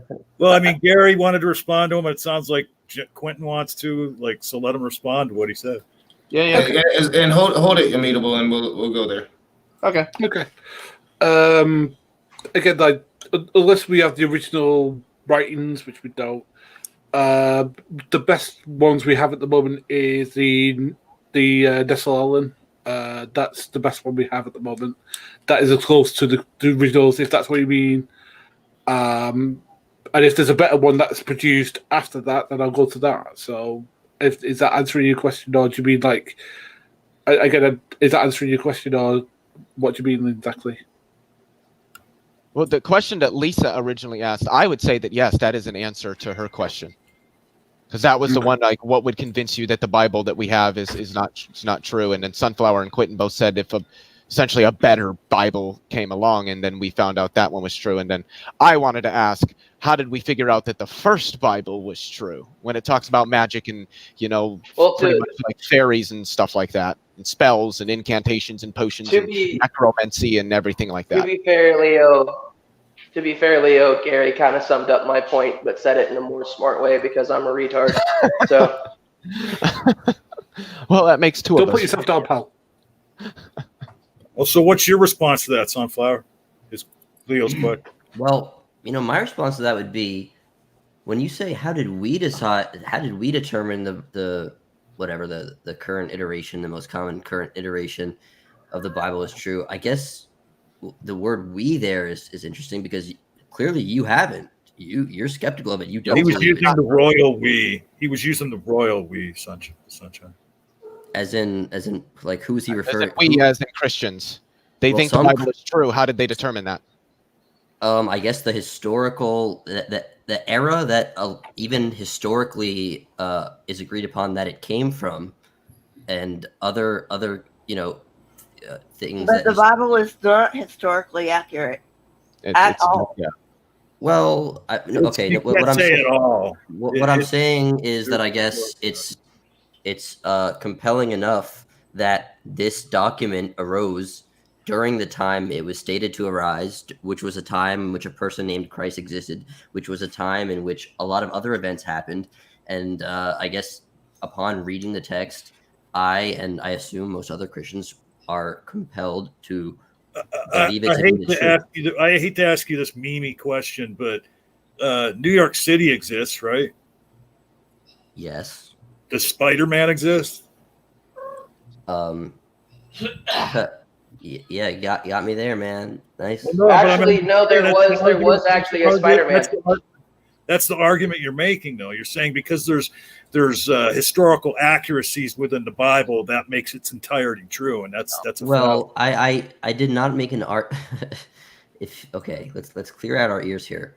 I was asked why. The first thing I actually said was clearly, Leo, you're not. I said he's not convinced it's true. Then I asked, who are we talking to here? Which he clarified, Christians. You then said, yeah, we're talking about Christians. And now you're saying that I'm making an argument that the Bible is objectively true, when I was only asked, why do Christians think the Bible is true? So, well, I'm taking the next I know you got to clean out your ears. You have to understand the words that come out of your own fucking mouth. Okay. Oh, okay. No, seriously. I mean, let because the audience decide. The argument that I elucidated was the very argument you just made. Now you want to deny it. I didn't make an argument because for an objective truth. I made an I literally clarified. That's still an argument, though. You made an argument for your particular position. Well, no, Christian, you asked on the behalf. Did I not clarify who you were referring to when you asked the question? You did. That's irrelevant to the point that John is making, is that you made an argument that Christians believe the Bible is true because there are some historical accuracies. That's what was asked of me, yeah. Yeah, so and that is a type of argument that you made. But he did a non sequitur. If he does a non sequitur, I can't really. That's not my fault. Well, I was asked why Christians believe it's true, and then he said that doesn't objectively prove it. That's not a good argument for why. I never used the word objectively. Yeah. Well, now you're putting words in my mouth. You used New York City and Spider-Man. Clearly, you were trying to basically say it was an analogy that invoked Spider-Man, which is a fictional story that it takes place in a real objective place, and this was done intentionally to demonstrate. You don't see the connection. I have to walk you through your own argument. I have to walk you through your own argument. This is sad. You're 12. Are you saying the Bible? Are you saying, Sunflower, that what happened in the Bible is not necessarily? I'm saying that if I have to walk someone through their own argument against me, then we're off to a horrible start. No, I didn't. You didn't have to walk through my own argument. I walked you through your argument. Oh, okay. All right. Yeah, you just heard about it. you are aware, are you not, that the Catholic Church destroyed documents that Christians had so that they would not read those documents, and also that there are documents in the Bible that were supposedly written by Paul that have been absolutely proven to be forgeries. You know that, correct? Like, what is this supposed like? Do I know that for a fact? Like, if you want to point me, like, I've heard these things brought up before. I don't know where you're going with this. It's not going to be a gotcha moment if you're trying to make it into. You're talking about the Shroud of Turin. No, I just want to know. Do you know this, she's or do you not talking know this? about the certain books of Paul that are supposed to be not written by Paul, they're written by somebody else. There are arguments about their authenticity. That's what she's talking about, if I'm getting her argument right. Yeah, this exists for everything in history. Is that like there's not necessarily Let me everything. help you out. What she's saying is that you said that you would wait for a better version of the Bible to come out in order to, I guess, to believe that it's true or something like that. No, And I said that I guess that I could potentially see a better translation or more accurate translation. I didn't say like Bible 2.0. No, I understand.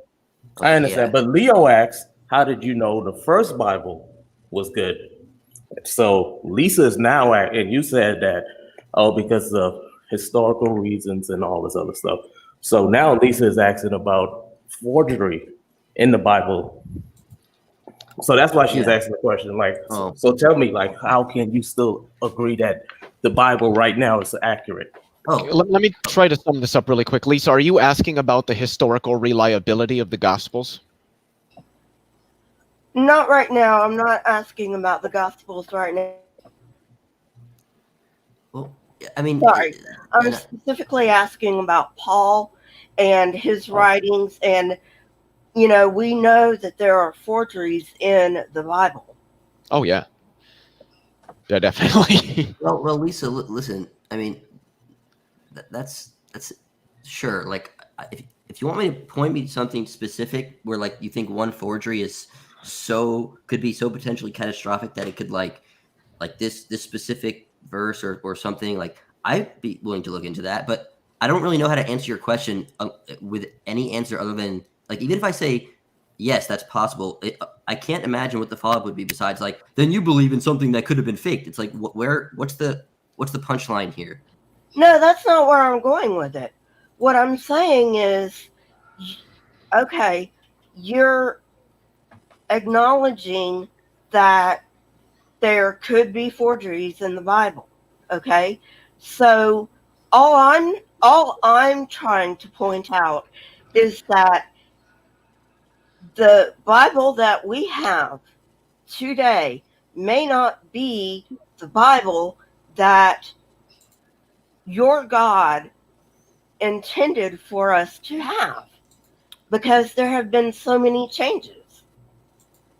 Okay, I guess I would say that I personally feel compelled that while the translations of the Bible that I've had access to throughout my life, while there are potential maybe mistranslations here and there, I'm compelled that at least in whatever the content is, it represents the word of God in a way that's true.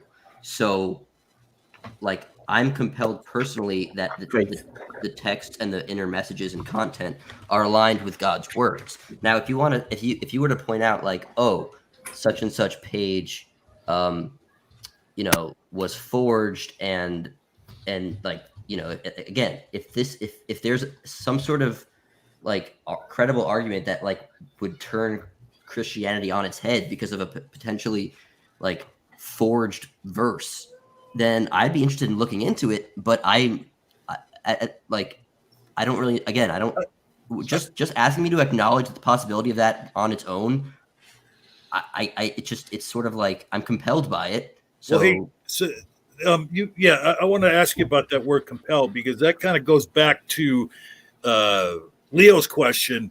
You're compelled to believe that about the Bible, and what Leo wanted to know is why are you compelled to believe the things you believe about the Bible's accuracy? Well, why are you compelled is actually a pretty deeply difficult question to answer. Well, no, it's basically just asking what your methodology is to believe that the Bible. People don't always use methodology to be if you feel compelled for something, you didn't necessarily use methodology to get there. Well, I mean, the thing is, methodology isn't some, spooky word that people shouldn't understand. I mean, what's your method? It's just, how did you determine the truth? How did you determine that the stuff? I didn't approach it from a if I'm looking okay. He didn't think about it. That's what he's saying. He just believed. It seems to me like he's trying to dance around admitting that he just takes it on faith. No, I'm not. Exactly. I'm not. Well, well, if you don't take it on just faith, then what's the evidence, the positive evidence that indicates the truth or the reliability of what's in the Bible? I want to interject. Okay. I want to interject real quick. Raising my hand. We are popular tonight, so we are full right now, guys. If you keep trying to get in, you're welcome. You're not going to be able to get in. Usually, we have people coming in and out. So and I know Mr. Parker wants to come in and and continue the conversation about the atheist Christian thing, and I'm totally willing to do that. He wants to come on and defend it.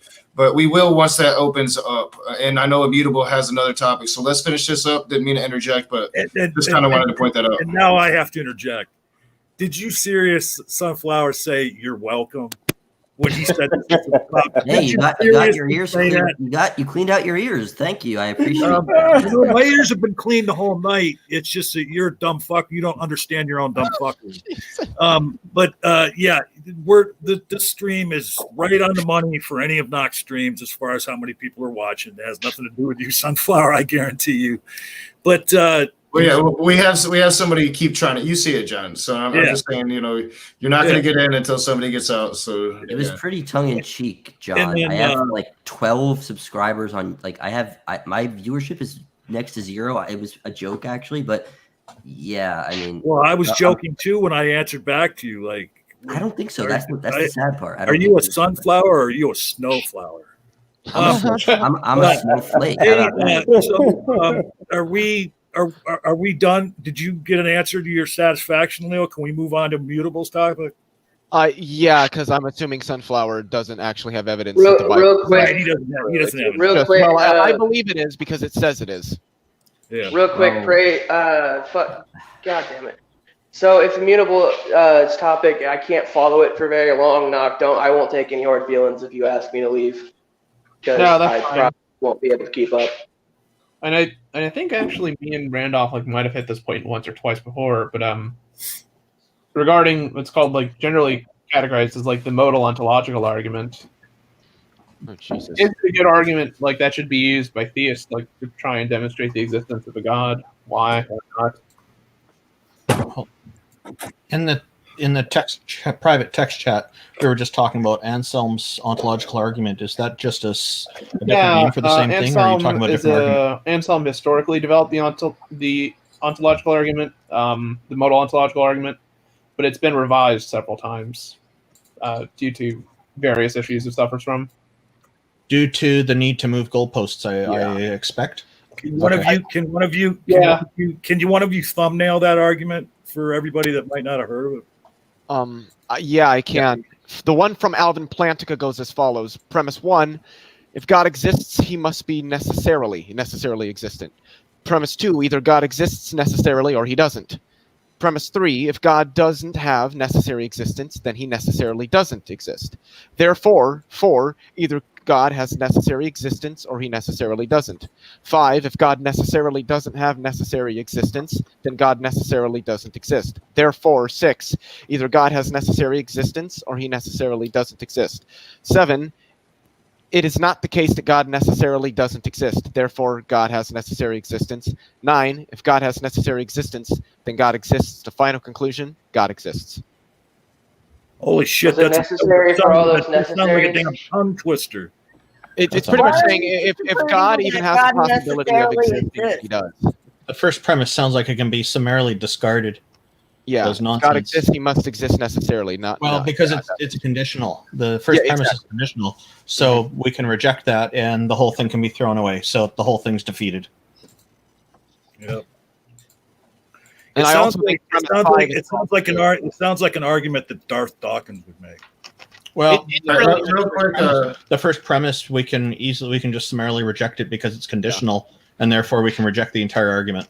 Yeah, the fifth premise is also, you can reject that too, because it says if God necessarily doesn't have necessary existence and God necessarily doesn't exist. I don't see that as being Somebody's accurate. been tripping all over their own mind by the sounds of it.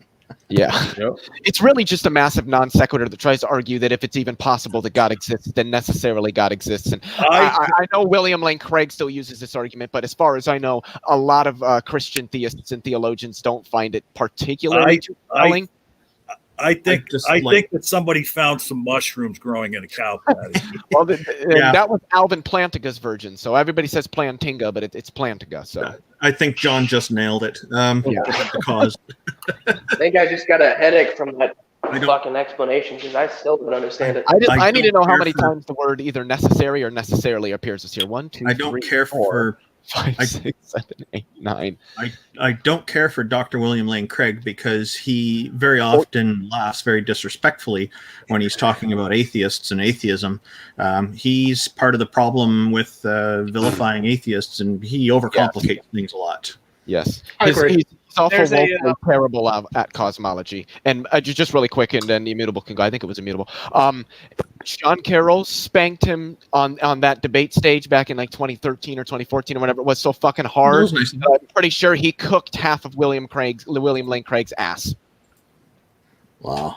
Yeah.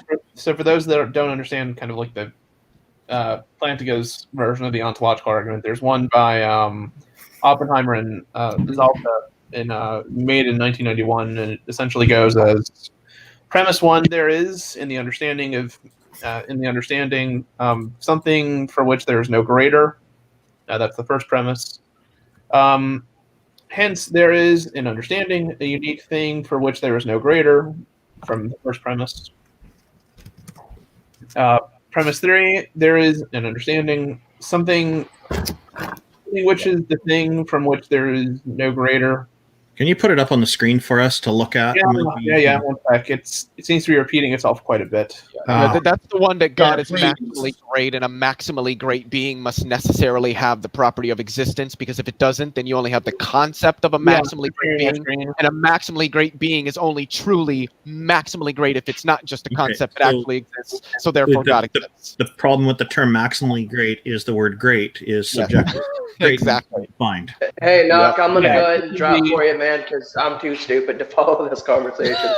It's my fault. All right, yeah. Have a good night, Quinn. I haven't been able to follow because Messenger Reveals is back with a vengeance, and so I got a little distracted there. But I'm just gonna say, Messenger, man, you just got back. I know you've had withdrawals. Just chill your roll. Ease your way back in, my dude. Ease your way back in. And I did want to comment on something Chris Keith said. He said, LOL, William Lane Craig would mop the floor with every one of you atheists in the room in this chat with one hand tied behind his back. I'm not saying he is infallible, or I don't disagree with him on some things, but put some respect. I have a lot of respect for him in certain areas, but I could, if I had a formal debate with William Lane Craig, I have confidence that I could do very, very well against him. Especially if he brings up cosmology. Wait, before we get too far past it, I got a comment on what Knock said. Knock, did you just knock block Messenger Reveals? Did I not block him? Yeah, did you knock block him? Yeah, so the Formulation 5 one is the one that I was referring to, trying to articulate. Yeah. My feelings on William Lane Craig is he's like Kent Hovind 1.1. He's a lot smarter than Hovind. That is just foul. He's a lot smarter than Hovind. Yeah, he's got an actual PhD and not a fake one like Hovind. I think he's got 2 PhDs actually, one in theology and one in philosophy, if I'm not mistaken. Very correct. And God knows how many published works or authored and co-authored works as well. I mean, he's a very accomplished theologian and philosopher. But I do think that William Lane Craig is deserving of an honorary THD. Yeah, what would that be, Randall? Oh, that's Doctor of that's Theology. There you go. He already has a doctorate in theology. Yeah. I think. I am finally in. It took me 30 minutes, but I'm in. Hello, Mr. Parker. Hello. How you doing, Mr. Parker? I'm doing great. You godless communist. Ah, yes. How's it going, comrade? You porcine snouted dude, you. I'm a pig snot, I guess, nowadays. Yeah, it took Yeah, me so long. I knew him for probably a year before I noticed that's not a pig snout. That's fucking two black holes, man. That's sad. But what I piqued thought my it was. interest? I was looking at the top of a milkshake, chocolate milkshake. Yeah. Two straws in it. What Yeah, piqued my it's two interest? black holes merging. Yeah, Leo knows. He's smart. I think I like the chocolate milkshake one better. That's less I have a terrifying. sweet tooth. Two black holes merging, giggity. I'm a pig. Gee, thanks. Black hole pig. Giggity. He's a horse, of course. No, tonight I am Smokey's pipe cleaner arms. Oh, Hey, there we go. Yes, I see that. Why pipe cleaner arms? Because he has pipe cleaner Here, arms. let me link the video that we're referring to for Randolph so he can watch it because it's funny. Yeah, you didn't see. Because I'm thinking Smokey's pipe needs cleaning or something. You didn't see the biscuits and gravy video, I'll Randolph. find it. Oh yeah, Biscuits and Lord knows it's going to gravy. be far down the list I here. But hope that's not one of those kind of videos that involves one cup. No. No, it's not a Gentlemen. bukkake and gravy. It's biscuits and gravy. I never mind having a laugh, so let's pull it up. I can pull it up. Hey, Raging Atheist, I saw you pop into that nearly 12-hour stream following the debate I had with Gavin the other day. oh, Jesus Oh, fucking yeah. Christ. When you got in there, those guys all calmed right down and they were super nice. And after you're gone, they went back to talking about how I'm wrong in every possible way. Really? So I put the link I in the did go site in chat. for a little bit. That was hilarious. Almost 12 hours they talked, though. Whose channel was this on? Praise I Praise- am that I am's channel Oh God, And it was those three. Randolph and Gavin's debate. on Tart. Yeah, on Tart. And I was in Praise's channel, and it was supposed to be Gavin's after show, but Gavin, he's like late to everything. Like, dude would be late to his own birthday. I and enjoyed the so- interaction with him, actually. Yeah, he was nice to you. Yeah. Like he was good, Gavin. He must have took his meds that day. I don't know. What was the debate topic that you guys had? Is God a moral monster? Oh, okay. Ooh. I didn't pick the topic, but I said okay as soon as they Yeah, presented it. I have a debate with I him almost on. I have a debate with him on David P. Neff's channel at some point in November, and again he picked the topic. It's are the laws of nature prescriptive or descriptive? Fucking speed. Oh, that's such a stupid topic, honestly. I know. And what will be your position on it? That they are descriptive, that they describe reality rather than they describe what reality does rather than prescribing what reality does, which is basically the One case. dumb topic. Well, I agree with you, by the way. Yeah. We don't have string theory yet, so we don't have a prescriptive version yet. Sorry, did you say stream theory or string theory? String theory. Stream. We look at a stream here. Okay, Yeah. so it looks like he's gonna cook some cookies. And he's gonna cook up his lame ass biscuits and gravy. And Speed Look at those arms. Speed reminded me in the chat that it might be gravy. I'm gonna maximize. Hey, and you remember the conversation where I had, and he was explaining to me what a decanter is right here, and I was like, yeah, but there was a glass there too. You know, that glass right there. So you're watching that glass right there that you Like said a wine wasn't glass. there, and that's a wine glass right there. Smokey saying, but those right there, Randolph, is what John means when he says pipe cleaner arms. Why are you guys Oh, like so he's a forensically slim guy. analyzing this Okay. video? Like 365. When so I he's get- Why got- are you so triggered that we're analyzing this video? I'm really not triggered. I just it's Look, a I gotta tell you, I'm terrible at cooking, but that screen, it looked like he's got it going for. He's setting it for 365 days. So I just wanted to show something really quick. That's why I took my sweatshirt off. Smokey claims I'm thin, and you could see my arms. I am thin. However, if I flex, I've got what Smokey fucking doesn't because I've actually done manual labor. So I got a question for you. How many chin-ups can you do? how many chin-ups? I can do probably over 20. That's awesome. Jeez. Yeah, You got to remember when I worked in the iron foundry, I used to throw 25,000 pounds of iron around with just my body every day, and that's just moving it from the what's called the charge bay, which because the cold metal that goes into the furnaces is called your charge, into the carriage that's on a slide hoist. That's not moving that thing around. That's 975 pounds empty with 550 pounds of iron in it. The 1,500 pound ladle with 550 pounds of molten iron in it. Dumping that ladle, pulling that ladle back and forth, dumping molds, moving mold racks, moving mold carts, and everything else that I had to do. And you got to do it carefully. Yes, and you also have to do it quickly because when we're melting, we're fucking melting. We ain't got time to lollygag. You don't have time to he do really triggered you, Leo. That'll make Amelia Clark. you strong fast. What does That'll make Amelia you Clark strong. have to do with this conversation, Sunflower? I said everything. You're that Amelia Clark because you clearly just impressed the heck out of her. I probably didn't because I seriously doubt she's watching YouTube. Well, first off, it's 8, 9, 10, 11, 12. It's 2 in the fucking morning where she lives, so I would bet she's probably asleep. Now, Leo, she personally told me that she signs on to watch whenever I'm on stream. She watches. Right. I bet. I suggest. Number 12-year-old conversations. I know, right? Number 12-year-old gigs. Now, Leo, I suggest that when you get to go on a date with her, that you pick her up in an iron chariot just for kicks. Oh yeah, definitely.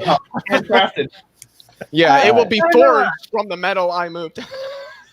I'm about to jump off, but I got something for Sunflower. Sunflower, I remember the question, but you kind of answered it already. The question was, right, why do you have like this beef with atheists? Because last time you made a statement, you said that, I'm paraphrasing, you said that atheists feel like they have this intellectual superiority against theists because they can make good arguments to go against theists, and they always feel like they're right. I would like to address the superiority thing, but I'll let Sunflower talk first. Is that a question, or are you kind of like asking for my comments on if I meant that? And like, I know what you meant, because I think you were projecting, because you like to argue. I noticed that. And you're a debater, and you're a theist, and you're a Christian. But Christianity doesn't have any good arguments against an atheist. And I feel like that's where you like a little butthurt about it. So, wow.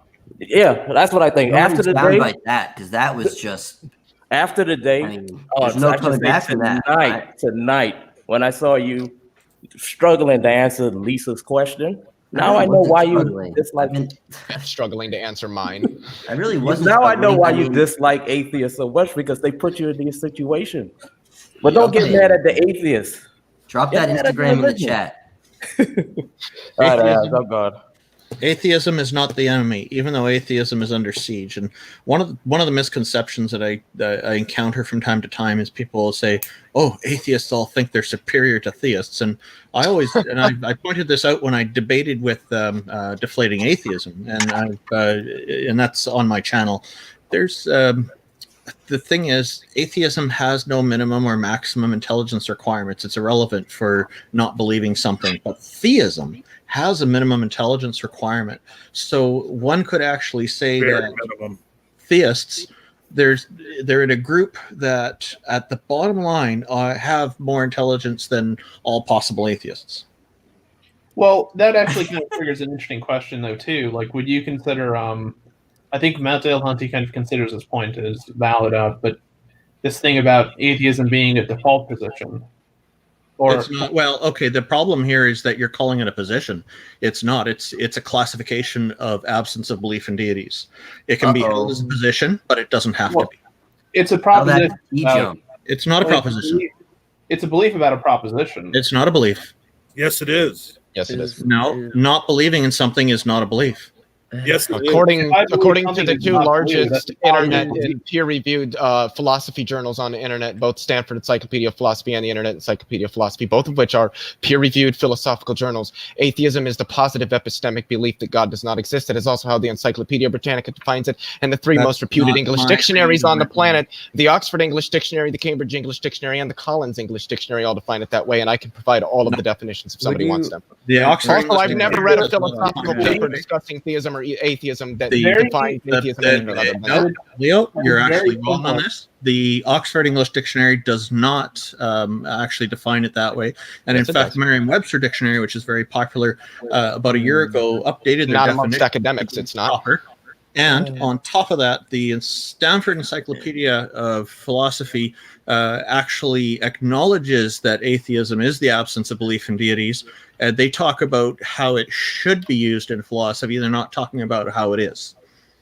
And in it fact, acknowledges that is one possible definition, which it is. even- I'm not saying that it's a and I'm wrong not denying definition. that it's a just not- polysemous yeah, term. exactly, I'm it not is. It's a polysemous term. Even if we ignore I'm the with you semantics there. for a moment, even if we ignore the semantics for a moment, right? I mean, it's a belief concerning negation, right? It's, No, it's not. It's an absence of belief is Randall, not. it most certainly is. You are so wrong on this. You're not even up to the level of being wrong yet. Yeah, fighting Tell me, what's words. my position on whether I deities think exist? Randolph is handling himself pretty well, personally. I mean, handling yourself doesn't necessarily mean that you're Now- accurate. Okay, so now you're claiming that I'm holding a position on whether deities exist as an atheist. So tell me, what is my position on deities? You reject They're it. not real. And They it- don't it's a exist. They're fake. rejection. They're imaginary. You reject the claim of there being a god. I'm not rejecting it. I just don't believe it. So you're an I have- agnostic. No. Agnosticism is epistemological. It deals with the absence of knowledge of stuff. This is a different subject. I'm talking about atheism, which is a Is it a psychological state. knowledge? Okay, I'm more so- interested in what you Okay, said. hold on. Wait a minute. People, no, you hold on. Oh, Look, God. no, just hold on. Oh, I got John's one the boss. Let him talk. because people were talking all at once, and I could have sworn I heard Randolph say that the term atheist is not polysemous. No, I said it was polysemous. Okay, all right. I'm not rejecting that, but I'm also not willing to limit the scope to excluding the absence of belief in deities classification. Okay. I mean, okay. I don't exclude that either. It's just not the normative usage of the word. And no, that's not right. Look at the Kinda like dictionaries. They show you asexual. normative usage. All right, so go ahead. Nick, those definitions Randolph. are recent. If we look at the etymology of the word from Greek, and I've had this confirmed by friends who speak Greek, a lot of people think that the term So have atheism I. is etymologically built from the Greek alpha private A joined with theism and parse it as without theism or non-belief in theism. It isn't. The term atheism was coined in the 16th century. It was built off of the original Greek word atheos, meaning godless man. The ism wasn't used by the ancients, but appeared during the Enlightenment and comes centuries later. Although it is from the Greek atheos, doctrine or teaching or position. The upshot is that the etymology of atheism is not atheism, as in without theism, or a lack of belief or adherence to theism, but rather atheosism, the doctrine of godlessness, the teaching that there is no God. That's what it means in its original Greek Okay, usage. what doctrine are you talking about? Name the doctrine. The doctrine or belief that there is no God. What It's like a doctrine? Like position. Christianity has a The doctrine. It's called the Holy doctrine that Bible. there is no God. What doctrine? The doctrine would be cite the no cite God. the doctrine. Which doctrine The is? Cite it simple- now. The doctrine is that there is no God. That's what That's the doctrine only means. one. A That's the belief only or a set of doctrine. beliefs. All right, so I'm going Okay. to interject real Opinion. quick because I got this now, and it's going to mute everybody. All right, so boom, we got that now. I put that in there. Take a breath. Take a breath. Nice. Yeah, Gary had There his is no hand doctrine. up. Show me the doctrine, or I don't believe it. Gary had his hand up. So I want Leo. I want you to answer Randolph's question, and then I want Gary to be able to pipe in because he was waiting patiently with his hand up. Yeah, A that's doctrine opinion. is Tell me a the doctrine is a belief and or a set of beliefs. That's what a doctrine is. The belief would be that there is no God. Okay, where's the formal book that you can? Where's the formal citation of that doctrine? Of what do you mean? Doctrine doesn't have to be written by. Yeah, a book. doctrine isn't based on a, but it's just a belief or a set of beliefs. So, Okay, if so you you're say talking an atheism anti-theistic is a position. belief. What? You're talking an anti-theistic position. No, anti-theism No. is the belief that No, religion is anti-theism is harmful. No, that's anti-religion. No, that's anti-theism. The A lot of theism, the belief anti-theists in are a moving God over is to calling harmful. themselves anti-religious now. No, well, anti-religion and anti-theism are essentially the same You thing. guys realize if we talk about this too long, Steve McRae's going to show up. No, Steve, I seriously doubt he would be admitted into this stream. Steve so. McRae won't show up because I'm here. Well, I mean, if you say Block Beetlejuice me. 3 times. Well, Steve would be admitted into the stream. I don't think he'd come because John's here, and he doesn't like Randolph. No, and I don't want to be associated with Steve McRae. Yeah, neither do Yeah, I. nor do I, for that It's matter. because of his abhorrent conduct with regard to sexual harassment. Yep. Absolutely. Yeah. The fact that he co-signs and platforms convicted Silverman rapists. That's the one, Leo. Yep. Yeah, that's Earl David Warden is his name, I believe. Hey, so when you said that Gary had his hand up, should I be in the private chat now? Are we when using that with the hands? Because I haven't even been in the private chat tonight. Well, no, he had his hand up on his camera. Okay. Yeah, because I thought it was going pretty good, as far as. Yeah. I was just trying to get in there because he was waiting. He did have his hand up. So my hand is up in private chat. What's good about this discussion? Nobody's mad at each other. We're all laughing and having a good time. But it is proof. It is proof that atheists will argue about everything. So now, if we would have replaced to be fair, there's a couple people that showed up that were using the format that we brought in like a couple weeks ago, and there are 10 people in the room now. So yeah, John, take over. Yeah, we can do the hand thing. Yeah. So Gary, go ahead and take your time, and then Speed is after you, and then everybody start putting the word hand in the private chat. Okay. What I'm going to say is that in the UK, I don't know if this was in America, in Canada, or anywhere else, but there was this group called the Brights, who were an atheist group. That I think Dawkins and all that were behind it. And he was like, it was such a horrible thing. I was like thinking, well, hang on a second. I think I'm fairly intelligent.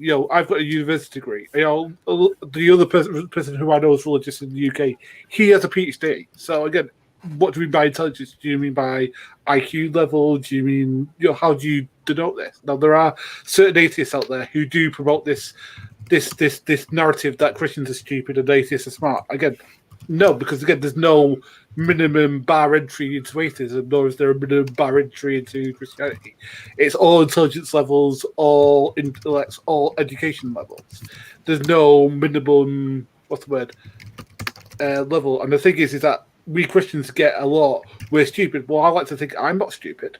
I like to think that I'm fairly well educated. I'm not going to say I'm the smartest person alive, but I think I'm fairly well educated. And the thing is, this is what atheism has to go against, is that we're told as religious people we're stupid. And the thing is, most of us aren't.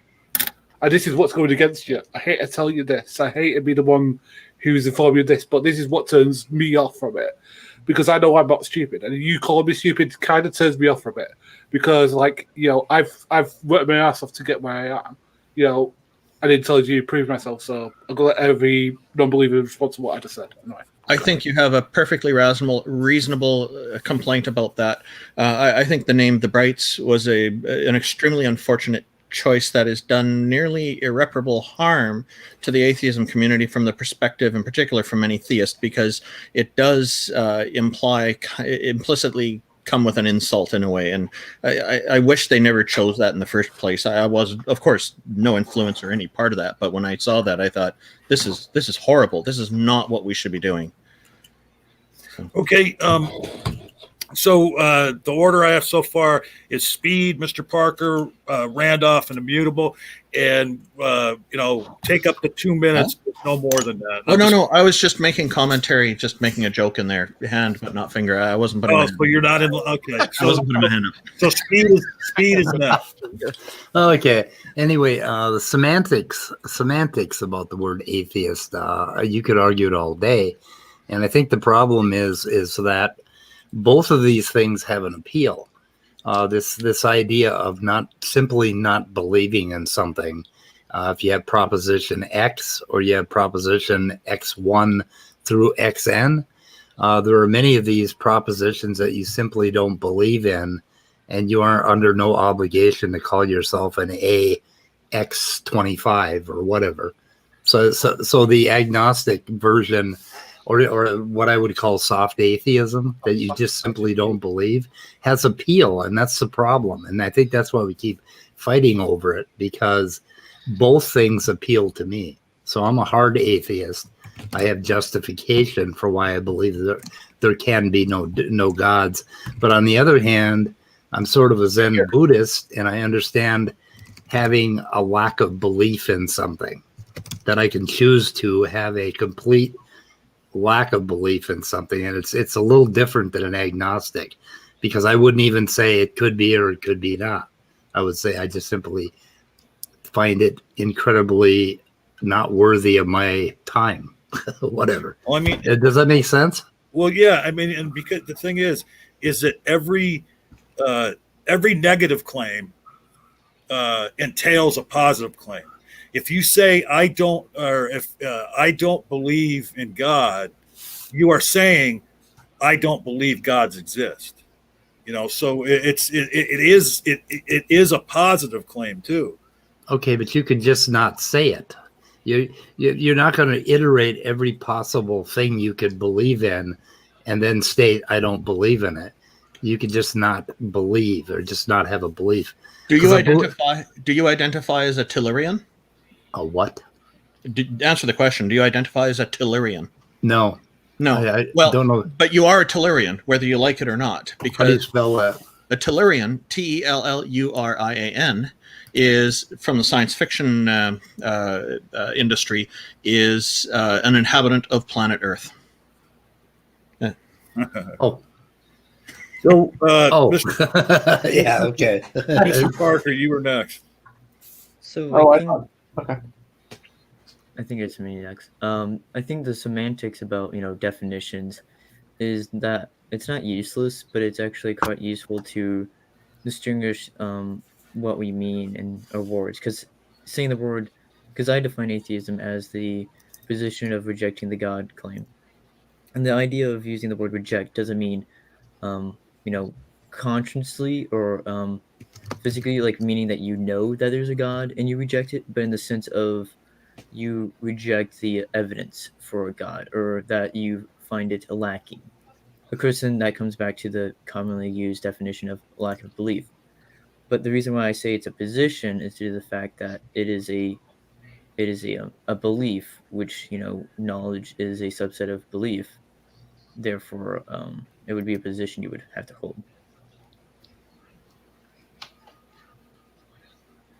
Well, and if you're done, then Immutable's next. Yeah, I mean, I think the whole what definition of atheism is correct is, it's a pragmatic issue. It's a spitting contest at the end of the day. People will argue it to the end of time. And I think there's at least one universal, there's one unifying belief that all atheists share, which is that we all, in some sense, and I hate this definition, but we all abstain from the belief of God. So not all atheists are comfortable saying they reject it necessarily, but they do not hold the position that God exists at the very least. And other than that, atheists have the notion of an atheist has no other required belief. It can be as diverse as it wants to be. Well, right, and what you just said, I mean, that's the only rationale. When you talk about a burden of justification, that's the only burden you have to meet, is that you don't believe that gods exist because the evidence does not compel you. I mean, it's as simple as that. I don't buy the evidence. So to kind of tack on to that, and I did remember the second point I wanted to make, is that the issue I have with the whole with saying non-belief particularly is that it doesn't seem to be a proper descriptor. Like if I say my car is non-blue, for instance, right? That doesn't tell you anything about the car. It tells you what it isn't, but it doesn't tell you what it is. Like it fails in terms of providing any further information about what I'm trying to establish or describe. And that's what the point of communication is, because then you can ask more questions. Well, okay, but you kind of have to do anyway. In the first place. Right. Well, but what I said a few minutes ago, I mean, I don't know if anybody buys it, but my claim is that any non-belief entails a belief. If you say I don't believe in God, you are saying I believe God does not exist. Nope, that's wrong. It's not wrong. It's not wrong. You're conflating. I'm not conflating anything. Yeah, you are. It's completely logical. If you say you don't believe in something, you were saying that you believe it is not true. Aristotle said it is the mark of an enlightened mind to consider an idea without accepting it. Okay, how would What that? What you're doing is you're saying that that's not possible. My only beef with No, I'm Aristotle not. is that he seems to imply that it's only available to enlightened minds, and I can assure you, unenlightened minds are also quite capable of not accepting ideas. I'm in no way what I'm saying is a non-acceptance of an idea. If you say I don't believe in God, you are also saying I believe God does not exist. No. So it is yes, all non-belief entails a belief position. No. Yes, That's it does. not the case for me. I said Well, here, it's as not an the case for example, you. It's not a case for you to decide on an individual basis. It's just sheer logic. I'm not deciding. I'm telling you the fact. No, you're not. Yes. I don't hold the position that deities don't exist, and I don't hold the position that they do. I'm an atheist because I don't believe that deities exist, and I don't believe that they don't exist. I'm just an atheist. I'm not taking a theistic position, and I'm not taking an anti-theistic position on it. Yeah, I have no idea what you just said, but I'm telling you that I don't believe in deities. I'm also telling you that I'm not taking position that deities don't exist. I never said anything about existence. I talked about belief. That's all I talked about. If you say I don't believe in A, you're saying I believe A does not exist. That's just a logical inference, a logical extension. You're You're creating a false dichotomy. No, I'm not. It's not even a dichotomy. Can I give an analogy that's kind of useful to kind of help illustrate this? So imagine for a moment that you have a gumball machine, right? And it has some amount of gumballs in it. You don't know which. But there are two propositions made about the something pertaining to the gumball machine. So let's say proposition A is that Even number of gumballs. There are an even number of gumballs in the machine, and proposition B is that there are an odd number of gumballs in the machine. Mm-hmm. And you take two people, you say, "Hey, here's this gumball machine. None of us know how many gumballs are in this machine actually, but I don't believe it's or actually, God damn it." If I tell you I don't believe it's an odd number of gumballs, according to John, I'm saying that I believe that it's even. No, and that's not the what I'm conflict. saying That's at all. the logical That's problem. not what I'm saying at all. Well, I'm only talking about the word belief. I'm not talking about. That is what you're saying, John. I'm sorry. No, it isn't. No, Yes, it is not. The analogy that they're using right now has nothing to do with what I said. That's Matt Dillahunty's own analogy for God. I don't care who it is. If a non-belief always entails a belief, it's period. I think that we'll agree to never agree on this. We are like, I'm surprised. Like, I keep looking in the side chat for Steve McRae to appear. I'm like, so I am your shield. He will not come as long as I'm here. I can assure you that. Just so you know the order. Lisa is next, and then it's Gary, and then it's Leo. So go ahead, Lisa. Thanks, John. I consider myself an agnostic atheist, and what that means to me is I'm not willing to say that no God exists, but I'm not willing to say that God exists either. What I am willing to give thought to is that a deistic God may exist. However, and this is a heavy caveat, if a deistic God does exist, it does not affect me in any way. But I am Gnostic in the fact that the God of the Bible doesn't exist. So I do believe you can be both a Gnostic atheist and an agnostic atheist at the same time.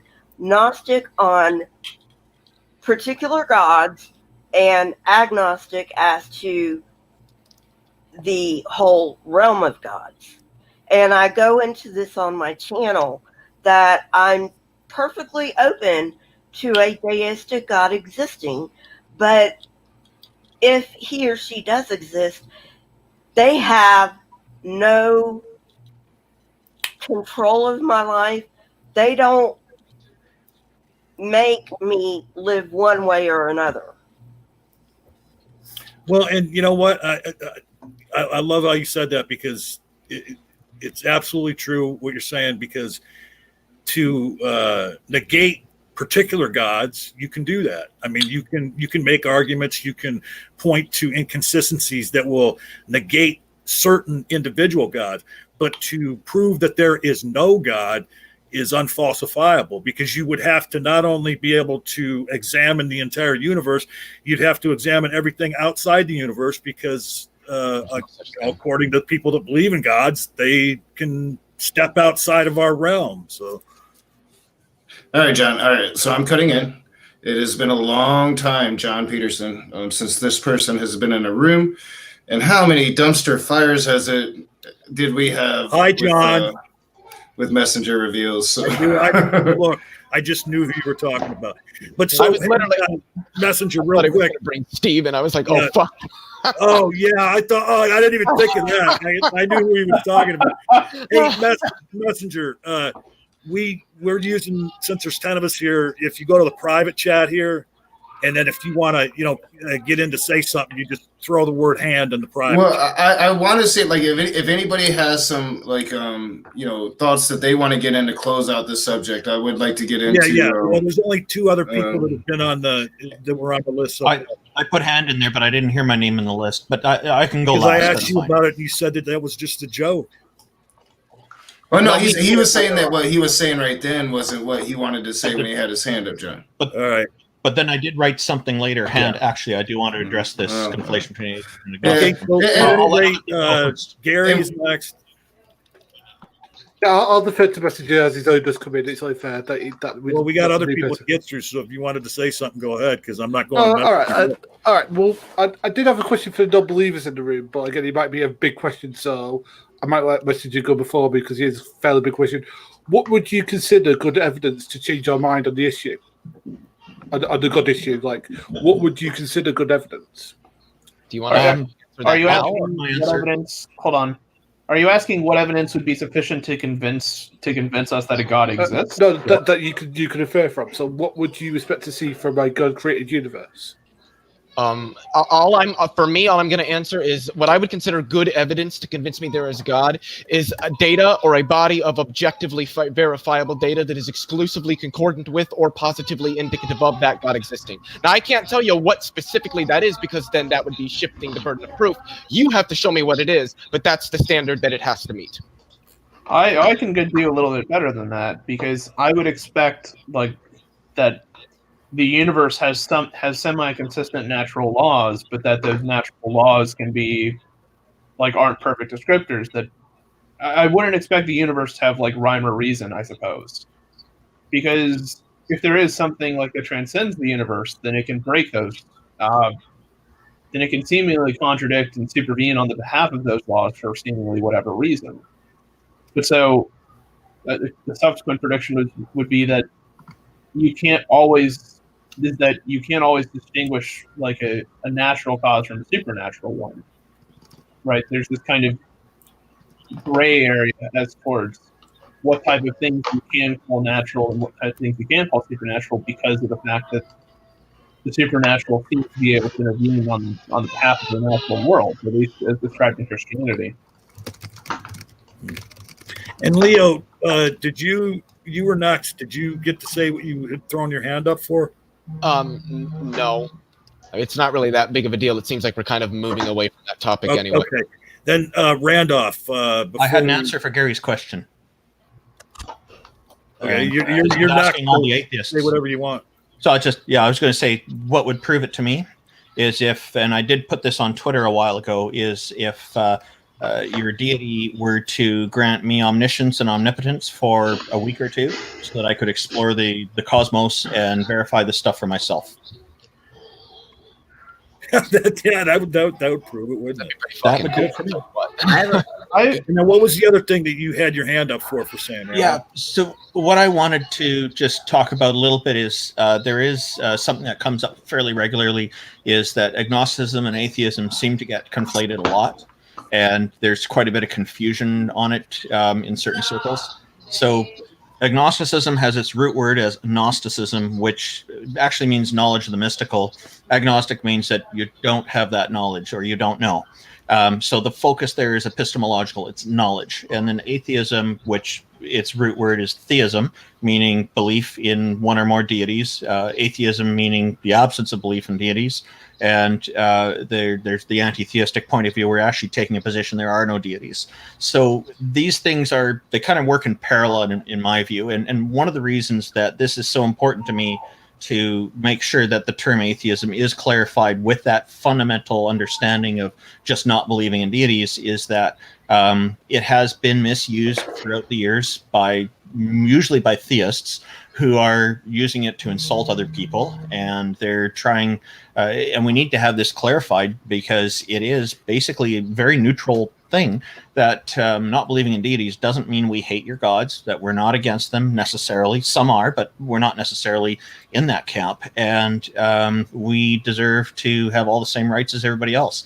We're fighting against the vilification of atheists, and so it is so important that this baseline fundamental definition be what is standard out there. Merriam-Webster agrees, the Oxford English Dictionary agrees, the Stanford Encyclopedia of Philosophy acknowledges it in their writing about this, and that page, by the way, was written by a theist, so I question if it was actually written objectively, but that's a peer separate reviewed. Yeah. But anyway, that's I just wanted to clarify all this. Right, and Rhonda, because I know I've heard this many times, how often have you heard, well, you just hate God? I've heard that quite a bit, mostly from theists and very atheists. Yeah, I've heard it. You just hate God. You just want to sin. That's why you're an atheist. No, I don't. You know what? Like I've said before, you'll have to go way back. I used to be a dedicated Christian, and I it's just fair to got say, though, that like I cannot, in good conscience, say that this is the truth anymore. Hey, real quick, we're gonna go to Messenger here and let Messenger and Knock talk for a while. And I want to talk to Messenger too. I've talked to him a long time, and then everybody can talk to Messenger. But I just wanted to ask everybody here: has anybody else tried to rub the red spot below Messenger's avatar off their screen yet? Because I have noticed it though. Yeah, I saw it. I went up there. I actually wet my thumb and tried to rub it off, man. Then I realized it's part of fucking Knox background. I didn't try. So we can talk to Messenger, and we can get away from the hands as long as we can not talk over each other.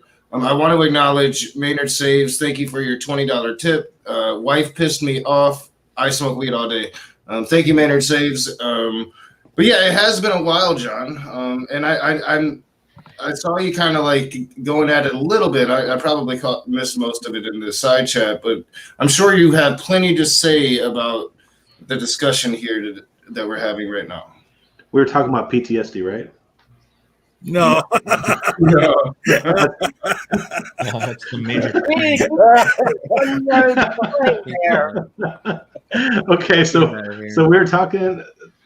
My response to some of the people who were talking about like Christian groups or the religious groups believing that atheists and or agnostics hate God, I think comes from that they've had interactions with or seen people who have left the religion and people who left churches that were bitter and angry, perhaps with God, but then at some point, got fed up, and then they were looking for ways to resolve and justify why they were so mistreated in a religious unit. And I'm not saying that all atheists and agnostics have hated God, but I believe that there's some who have in their past. So it's not completely unfair to say that at one point they didn't hate God, or at one point they didn't hate how they were treated in a church, or hate how they were ostracized in regard to whatever reason, for why they either chose to leave or did leave. So I don't think that people think inherently in the Christian community, because I was part of it, believe that atheists hate God. They just believe that it doesn't exist. They hold to their view of whether God exists, and because they don't see him and they can't prove it, then therefore they don't want to accept that it's true. And I don't think most Christians care. I don't think most people in religious communities care. And I do think there are some people, especially fundamentalists, who are absolutely hateful and bitter and resentful towards anybody who holds to anything different. And that includes other people in different Christian denominations. Well, I mean, I think it's just a fair point of clarification that somebody who's a mesotheist, so somebody who hates God, you can't hate something you don't believe in. I've made that point a number of times. The idea of that character, though. Yeah, you can hate something you don't believe in. I hate book characters and movie characters. No, but he's making a literal point of hating an entity that doesn't exist versus hating the idea that comes from people who do believe in that. It seems to be a complete waste of energy, and a complete, it just seems to be a complete, futile use of energy if that belief is consistent. It's almost like people saying, a kid come up to you and says, well, do you believe in Santa Claus? No, I don't. Well, you're just mad at him because he didn't bring you any presents last year. Well, that sounds like a South Park character. That's really good. But I sound like I gotta get you to do some voice work, Leo. Shit. Yeah, Leo does a very good turd. Howdy ho, everybody. Did you take Ambien last night? Screw you guys. I'm going home. Screw you guys. I'm going home. The Marklar would be laughing right now. Well, I'm interested. Messenger, where have you been, dude? I reached out to you a couple times by email just to be like, "Are you still alive?" Because you did. You have not been anywhere. No, I think pretty much when the pandemic hit, and I ended up working from home from then on out, being stuck in the same room in the same house, in quarantine like the rest of the world, it just. Out of all the things that were adding on to being, I guess, quarantine or going stir crazy in a home, I didn't want to add, getting involved with all the debates I did, adding any potential more stress. So that's kind of my question. This is my question for you. Yeah. During the COVID, you talk about adding things on. How much did you add on to yourself during the COVID? Oh, like 27 pounds. Yeah. I thought it was because, I just so thoroughly destroyed you that I forced you to make that really funny rock video where you would, when you was in the monk room, you know. It wasn't you. Honest to it was your ex co-host in her crappy thing on Libtar's channel, whatever that was. I'm just picking on you. You made your joke, so I made mine. So I mean, let me just jump in real quick because I'm gonna have to say goodnight. I've been up since. No, you stay on, damn it. No, I've been up since. I came on to defend you in the whole belief thing. I think it's not even boomer o'clock, John. I think Gary wanted to say something. It's not even boomer o'clock, John. Is what I said.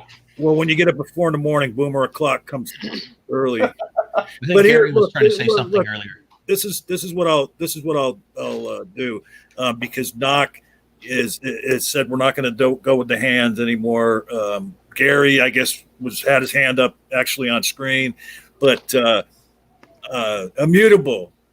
Yeah, what's going on? You're the mod now. I can't make Knock the mod because he's horrible at it. Oh, hey, I'm the one that's been modding pretty much the whole conversation. I actually have power now. Crap, that's woohoo! Look out, world. Shit. Like Knox. At least I did at first for a while. Immutable becomes the muter. Yeah, because we didn't even do the hand thing to start with. Yeah, so no, I mean it's been going pretty good tonight. Yeah, I like to go with the flow. I want people to be able to argue with each other, and it's sometimes with the hand thing, it's hard to argue with each other because you're taking 2 minutes to try to get out everything that you want to say. Right. I mean, and that's why I like to, even when we're using the hands, if a back and forth gets going, you want to let that develop. So, but anyway, thank you guys so much for listening to my madness. John, explain to Randolph why I'm right, and John, give me a call sometime, will you? I will do that. All right, bud. All right, Night, All right, everybody. John. Have a good night, man. Yep. Peace see you out, later. man. Take care, man.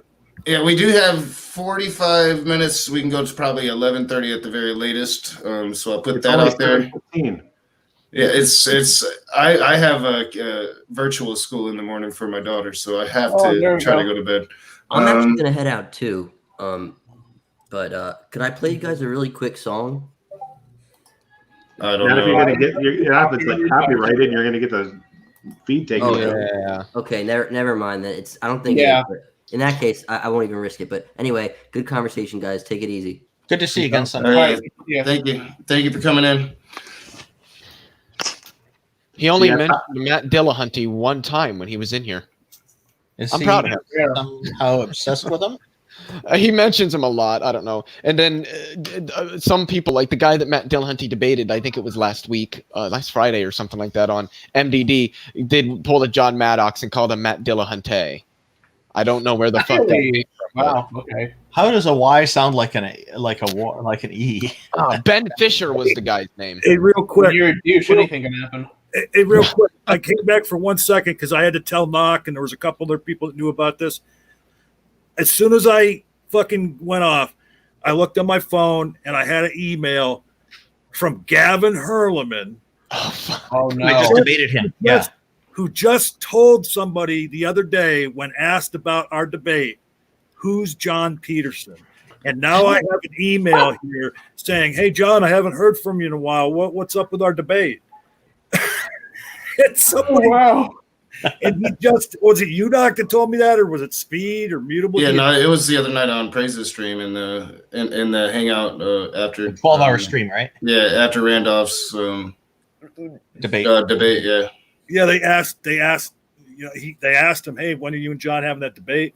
John Peterson having that debate, and Gavin said, "Who's John Peterson?" And then now What are you guys going to be debating about? Whether the Abrahamic God exists. Oh, that'll be interesting to see. I'll try to get into it live. Try to tune in live. Yeah, it's it'll be. I just had to come and share that with Knock and anybody else who knew about that. You might want to wait a couple weeks because I think all the good Gavin went out of him in Randolph's debate because my last two interactions he was muting me and over talking me with boring. I mean, we got back to that old school trolling with Gavin. Yeah, you might want to give it a couple weeks and let him recharge his ability to be a decent human being. I was being gentle with him. All right. Hey, good night. Good night again. All right, John. Thanks for John. No third times. Gary, what did you want to say earlier? I was just going to say, like, because I used to be an atheist when I was younger, and like the one thing that kind of made me go against it was that I heard this particular group. They're talking about gay rights, which is something that I've always been a big fan of. Then in the same breath, they'll say, "Well, we hate religious people." Like, well, hang on a second. You can't just go, "Well, hating one group of people's wrong," and then hate another group of people. That means you're a hypocrite. And then, that was like, so, and then, like, as I said, when I first came on here, it didn't help the fact that that enforced my negative view was the first person I know. Now, you may know this person, the amazing atheist TJ, whatever he calls himself these days. That was my first. That was my first interaction of it. So you can understand that, like, you see Dawkins and people like that say pretty horrible stuff. You know, I think Randolph and a lot of people is a lot of things that Christians are subjected to is that negativity because, you know, the thing is that because again, I think they've learned from being on YouTube as long as I have that atheism is a spectrum, just like Christianity is a spectrum, just like Islam is a spectrum, just like Judaism is a spectrum. You know, there's people from all sorts who have the position, but you know, there's some atheists who are great, wonderful people who are just trying to help out their local society. They just happen not to believe in a God. There's some atheists who are part of this quote movement atheist. Might not agree with everything they say. Like, I was one of these people. Like, a lot of the things he talks about, I actually agreed. Like, I agreed that there should be like societal change and like prison reform and stuff like that. I disagree with him on a lot of other things, but I think that we can agree on that sort of thing. So I think that maybe just like the people in front of the quote-unquote atheist movement is something that you need to address, because when I see Richard Dawkins say stuff like, I think I've seen him on Twitter say that trans people should have their children aborted. When I see him saying that religion is child indoctrination is child abuse, when I see him say stuff like that, it kind of makes me uneasy at best. Thank you for acknowledging that. That's a very important point, and I'm very quick to say that there are Christians who are really nice people, and the whole spectrum. That also goes to some Christians who are very bad. There are most of the atheists I hang with are nice people. There are some who are very bad, and there's one that's been in the news recently, Craig Hicks, for killing some people over a parking spot. And Really? you look it up. It's in U.S. News, and the media said he was anti-Muslim because the 3 girls he killed turned out to be Muslims, but he insists that it was over a parking dispute, and the evidence seems to support that.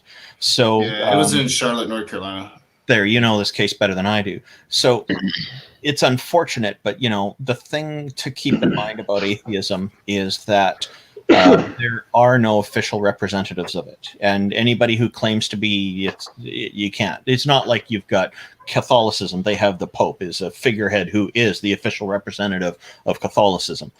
We don't have anything like that with atheism. It's just lots of individuals. So the idea that we can police our own movement or anything like that, or even to call it a movement, seems a foreign concept to me. It is. I'll definitely call people out if I think they're doing stuff wrong, and in that case, it won't really matter to me whether they're atheist or theist. Like this Craig Hicks guy, he's an atheist, but what he did is wrong, and I state that. And then what the Catholic clergy have been doing to young children is wrong. State that too. It doesn't matter to me what their religious or non-religious affiliation is. We need to look as humanity as something that religion is a personal choice for people, and it should be a free choice. It is something that you can choose to be or not be. And as a human being, if somebody's doing something wrong, we should call them out on it and hold them responsible. And I think you and I are on the same page with all this. It's unfortunate that your early introduction was with some people who happen to be pretty nasty. But, it is how the world plays out, unfortunately. Yeah, I mean, everything Randolph just said. I mean, I think the other point though is that religion is far more than just a matter of individual beliefs. It's not just people, going to the local church around the corner and praising their God. I mean, there are places like that still are under a theocratic structure, and places where monarchs that hold, religious titles do have a significant say-so in what type of laws get passed. And as a result, Saudi Arabia. Yeah. There are in the United States coming up once. Well, I shouldn't say once, because she was appointed last night to the Supreme Court. So bye-bye abortion and gay marriage, most likely, unless the Democrats can do something about it, which they probably won't, because all they ever fucking do is virtue signal. You really think the Supreme Court is going to waste their time on state individual rights? It's not going to happen. So that's your opinion, but the evidence, this whole fear mongering thing over what's going to happen with those things, it is. No, it's not. It's inciting fear in people based on those judicial things. So warning to the liberals: Messenger Reveals is very right wing. That's not true. Don't say things that aren't true. I'm going to interject just real briefly, because you've already attracted your fans. Tony Designs is in the side chat saying that you're ignoring him. Never heard of him. I'm sure you haven't. Put him up on the screen. Then Messenger. So I think that you should acknowledge Tony and in the side chat, because you were so active earlier. But no, get back to it. We got about 37 more minutes. But now that you're back, because you came out of nowhere yesterday, you was in the side chat. You was blazing your path of wrath tonight. But already, the word's out. Messenger's back. one of the obviously a little interesting birdie things told about somebody religion- something, right? One of the interesting things about religions is that there is a systemic characteristic to it that atheism doesn't have, because there are people who form communities and groups and they do things together. So a lot of good, I think, can come from religion, but it's unfortunate that it often does have this demand of conformity kind of intertwining it, and people feel a need to try to conform to be a good Christian and follow the rules of the denomination and whatnot. This is not present with atheism. I know some religions, the institutions run it very loose and others are very strict, and that varies as well. But there is definitely the advantage with the religions is that sense of community. But I want I want to hear what Gary says. things, and then I'm gonna bow out if you don't mind. Well, okay, go. Sorry. There is, I don't know if you know this or not, but there has been since 2014, I think, a major thing with the Jehovah's Witnesses. As an organization, they have a really bad CSA problem. I'm not going to say what CSA is because I don't want you to get demonetized. But the first He's already demonetized. the first word is child. Oh, child sexual assault. Yeah, child rape. And they've been they Are just like the Catholics, apparently. They refuse to give the people who do this up, which is why they're in major trouble. Just like the Catholics. Yeah, exactly. But they don't get such press as the Catholics. And I think that's like totally wrong. And the second thing is, Knock, I know you don't mind me pushing my channel. So I do have a channel. It is an Agnostic Atheist channel. And I will see you guys later. And Lisa, could you post your link for your channel in the private chat? Sure. Thank you. I'd like to take a look. I'll subscribe to it. Yeah. If you got a spider, put it in. Yeah, thank you for coming by, Lisa. It's been a long time. It's good to see some of the old people are coming back. Messenger and Lisa is old school. This was back when we were doing Google Hangouts and shit. So. Oh yeah, back in those days. Lisa, we've not met before, but it's nice to meet you. It's nice to meet you, Randolph. And that is my or you can just type in Lisa for Truth in the YouTube search bar and it'll bring it up. Okay, yeah, I'm just going there now. Alrighty. See you guys. Oh, I'm already subscribed to yours. Okay. Alrighty. Bye. Yeah. Bye. Bye. To add to Randolph's point, I mean, I think the thing that makes religion, to me, like more dangerous, but also something to be put on more high priority in terms of watching it, is that there's an element of religiosity, like for people that are of clergy or of like even like in the United States, people that proclaim themselves as ministers.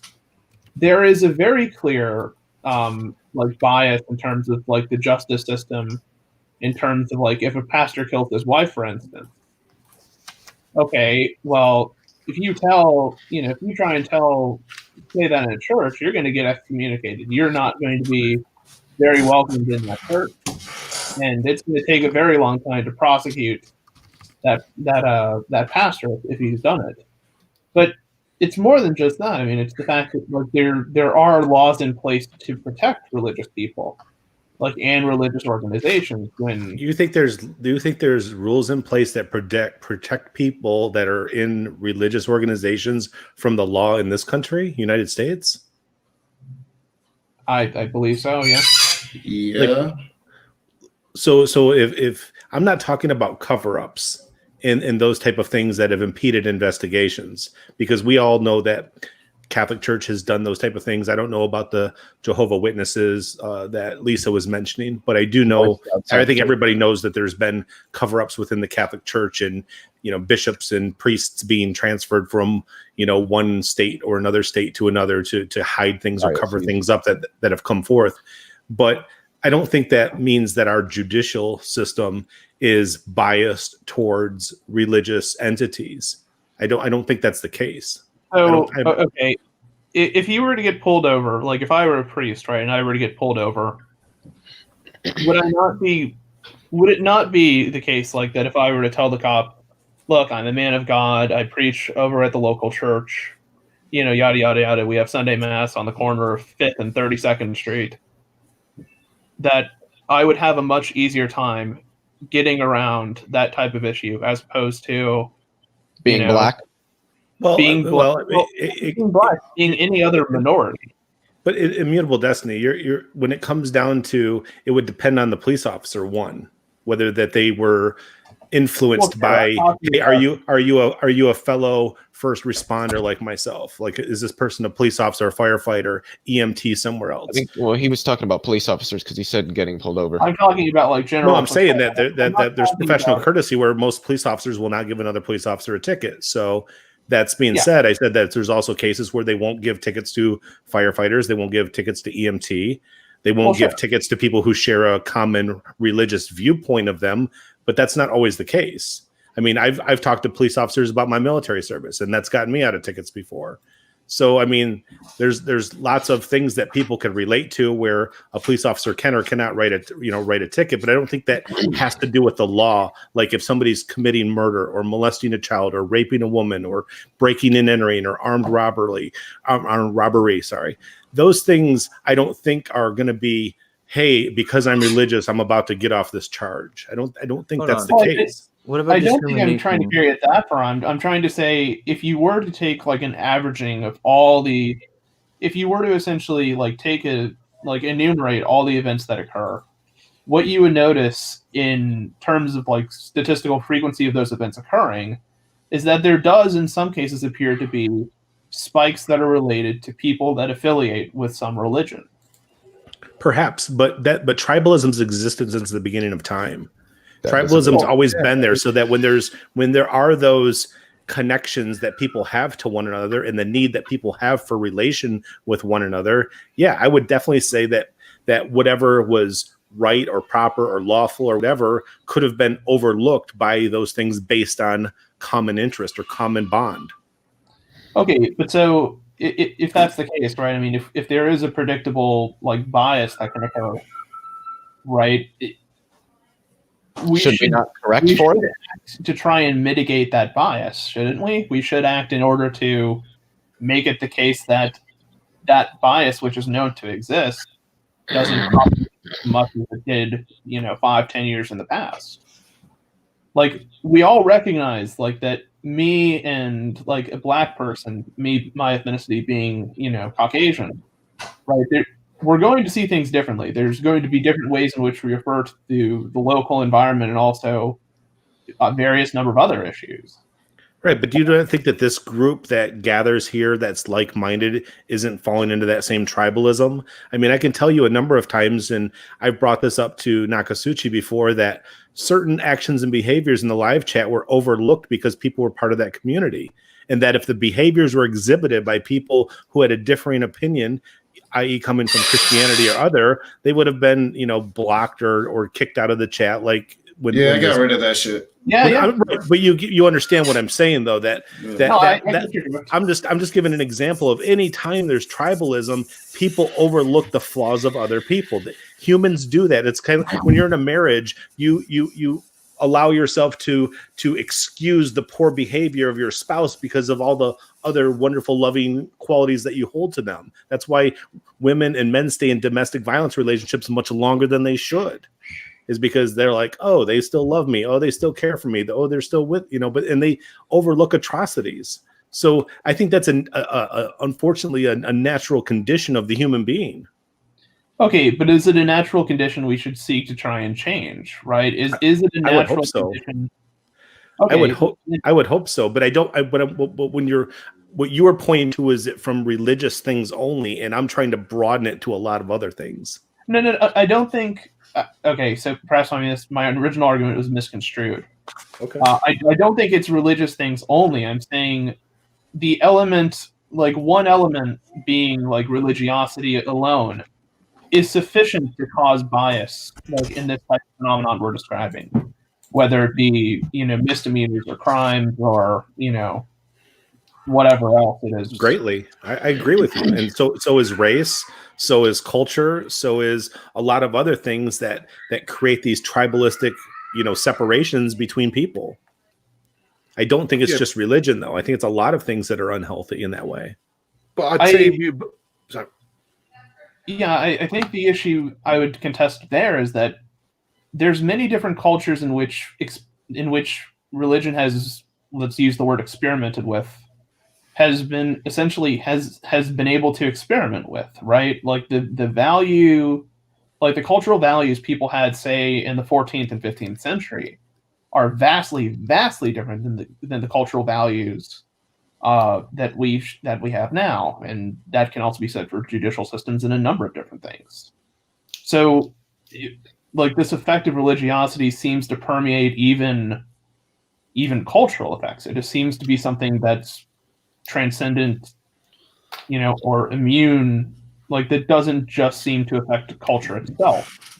Personally, for me, I'm an opponent of anything that creates divisions between people, and I definitely see the Christian community as one of those entities that creates division.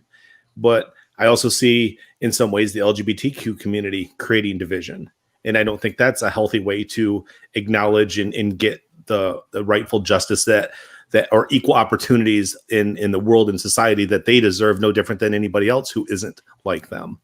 But I don't like the idea of us versus them mentality by anybody. It serves no value. You're never going to win or succeed or get to the goals that you want to have when it's a me versus them or us versus them mentality. That's just going to create a war. The LGBTQ plus movement doesn't have some agenda to get to place themselves up higher than you, Messenger, or me, or anybody else. I mean, I'm sure that you might be referring to some individuals that you saw make some extreme comments, but the LGBTQ plus community simply want equal rights, not higher rights. I don't disagree with the underlying things of those things. I'm saying that the way that they approach reaching those goals is with division and not with unity. That's all. Yeah. How so? I would agree with you. Dividing. How so? How so are they doing that? Yeah. Yes. Because any time that you want to do that, you need the support of the majority. And when you isolate the majority and make it us versus them, I'm talking about that with anything. No different than when this country overcame slavery. It was overcome slavery by the majority, not the minority. Yeah, that's how democracy works.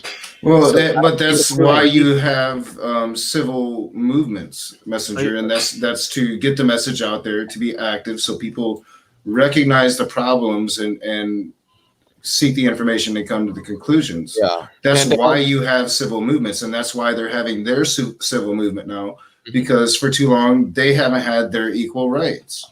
Exactly, and they're trying to do exactly what you said that you want to see done, is to abolish that us versus them. Whereas it's us versus these nasty gay and these nasty transgendered people. They're trying to normalize themselves and normalize who they are in our society and be identified as Americans rather than gay Americans or transgendered Americans. So I would think that you would support what they're doing. Supporting people having equal rights 100%. The method or the way that people go about things is very different, and I don't think it's. Go ahead. Okay, continue. Sorry. No, if you interrupted my thought, go ahead. Do you think the LGBTQ use like a I'm going to say the word immoral, but like a method why do you say it's wrong for them to do what they did? Like the Supreme Court, they did it legally. What are you saying that I said that they did that was wrong? Well, you're saying that what they're doing is divisive. If I can steal Man Messenger's position, because I also have fairly strong views concerning the LGBTQIA plus community and how it's going about trying to achieve its goals. I think what he's trying to say is that the methodology that they're pushing to try to achieve like what they want, that is people to be more accepting of the notion of multiple genders and what have you, isn't as efficient as it could be. I don't think any movement is ever going to be as efficient as it can be. Huh? Well, that doesn't take away the point of whether it's being effective or not. During the civil rights movement, there were black people that were doing things that probably didn't really truly advance their civil rights. Then that's why we have averages. They account for individual variance, and on average, the LGBTQ movement has been a positive movement, as was the civil rights movement. I'm confused as to what you think that they're doing that's divisive. I mean, because they're asking to be heard and they're asking for equal rights. I don't understand like what actions are you talking about, like the pussy hats and all of that? I mean, because that was a woman thing too. I don't understand what you're saying, Messenger. So maybe you can lay it out. What are they doing in particular as a movement that is bringing division to the country? There's no specific. Sorry, I didn't mute my mic because my 3-year-old's having a meltdown with his mom right now. So if you hear that, I guess you get a little insight into my home. Yeah, I got 2 toddler twins and a 3-year-old. And oh Jesus, so much fun! So much fun amongst my much older children. So, anyways, in regard to an effective way to do anything, and this is just comes down to my view on anybody who wants to create change. When you want to create change, or you want to create positivity or movement to move towards change and for attaining whatever goal it is, you focus on what you want, not what you don't want, and you focus on how things should be, not on how things were. And when people sit there and draw towards negativity and atrocities and negativities of people who do horrific things, you bring out those people in opposition against yourself. And what you want to do is you want to align with other positive, strong people who aren't part of your community or your group, that are in the majority in whatever way they are, and you want their support in helping you move your agenda for that equal rights, rather than sitting there saying, hey, let's demonize this group and let's villainize this group. And that's the problem. So wait, nobody remembers the pussy hats? Come on. I don't know. I don't fully understand your. I don't think your argument's valid at all, due to the fact that I pulled up a Pew Research. From 2002, there was a 35% favor in gay rights. Gay marriage was legalized in, I think, 2012? 2014. That was in favor of 52%. So I don't think their methods of getting support created any division, rather it increased support and has greatly decreased opposition. So I don't know how they've been creating diversity amongst the majority at all. It creates diversity because there's still opposition for groups, and there's still inner fighting that's going on with people and organizations, rather than people becoming united. And that even comes in with our political beliefs. Isn't that an inherent part of civil movements, though? Yeah, isn't that kind of like a thing that's going to happen because there's going to be resistance to that movement? I don't think so. I don't think so. I don't think that people are going to see the change that they really want. But we have. But what are you saying that you're happy with or you're satisfied with? Well, again, in 2014, I'm happy with that.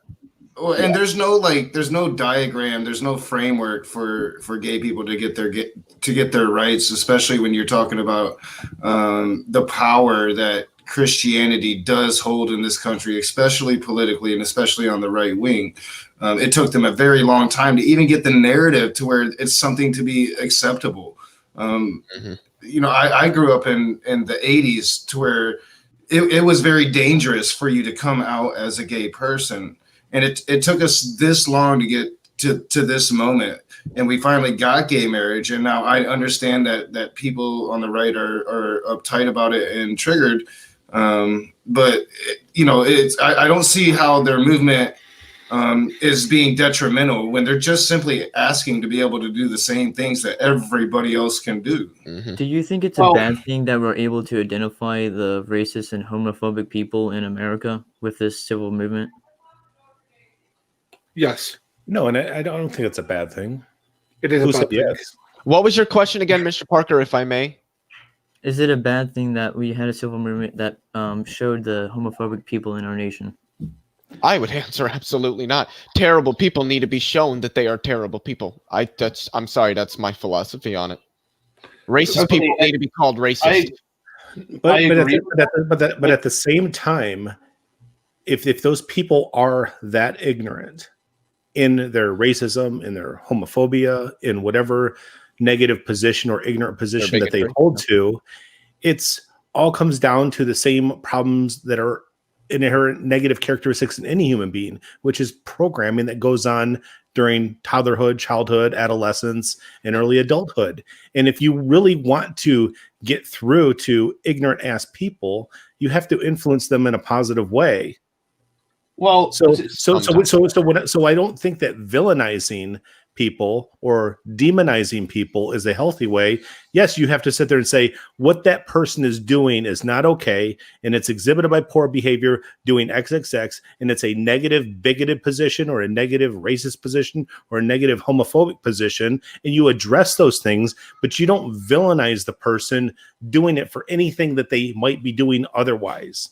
I'm not talking about vilification. I'm talking about identification. If somebody's a racist, that needs to be said, hey, you are holding to explicitly racist ideals. But when you say that somebody is horrible, or you make it in demonizing terms so that everybody hates that person that's in opposition of that negative viewpoint, then you're part of the problem. Wait, you can say something.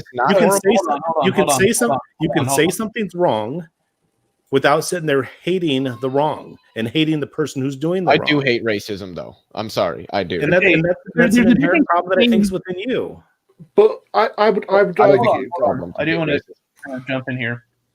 Go Immutable, and then Gary wanted to jump in as well. So go Gary after Immutable. I do think like there's a strong difference between like being opposed to racism. I don't think anybody in this room would say racism is a good thing, that we should endorse racism and that it should be kept around. No, of course not. Racist behavior and racist activities, like that are supported by institutions, are things that should be punished. Agreed. And in addition to that, right, like if somebody puts their hand on a stove, or if somebody does something like which we view to be immoral or not socially acceptable, right? Okay, it conveys the message at the very least that thing is not correct, that doesn't adhere to some standard that we've set, but it doesn't explain to them, or it doesn't show them what the proper way to go about that is, right? And I think an appropriate parallel within, for instance, the LGBTQ community is that, okay, we can understand the fact that like that gender exists as a spectrum and it's very diverse. Okay, great.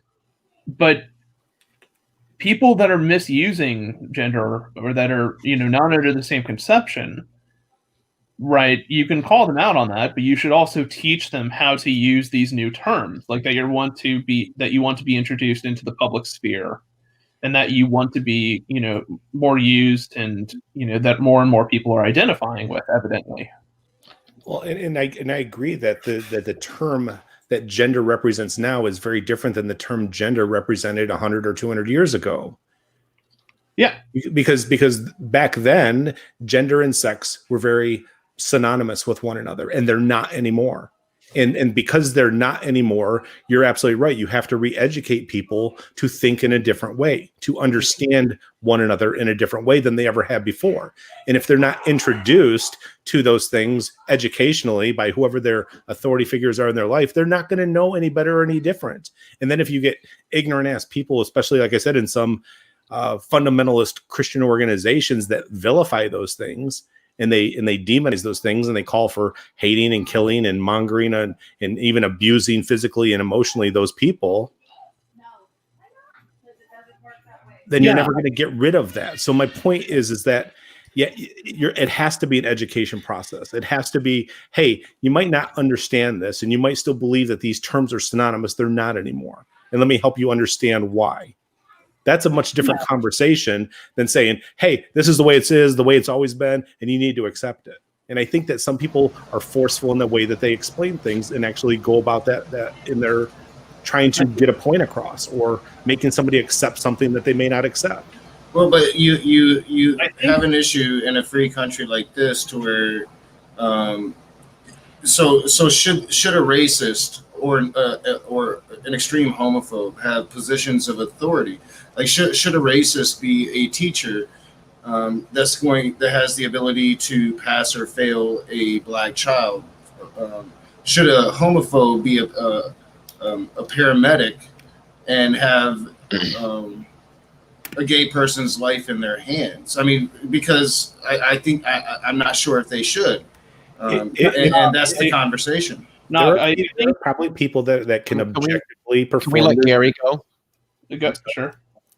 Okay, I would say it's important to keep the conversation going, keep it open, because the way to change somebody's mind is to engage with them and discuss with them. Now, there's a guy who goes around. Now, again, we don't have this group in Britain, so again, I can't talk from experience of how bad or good this group is now.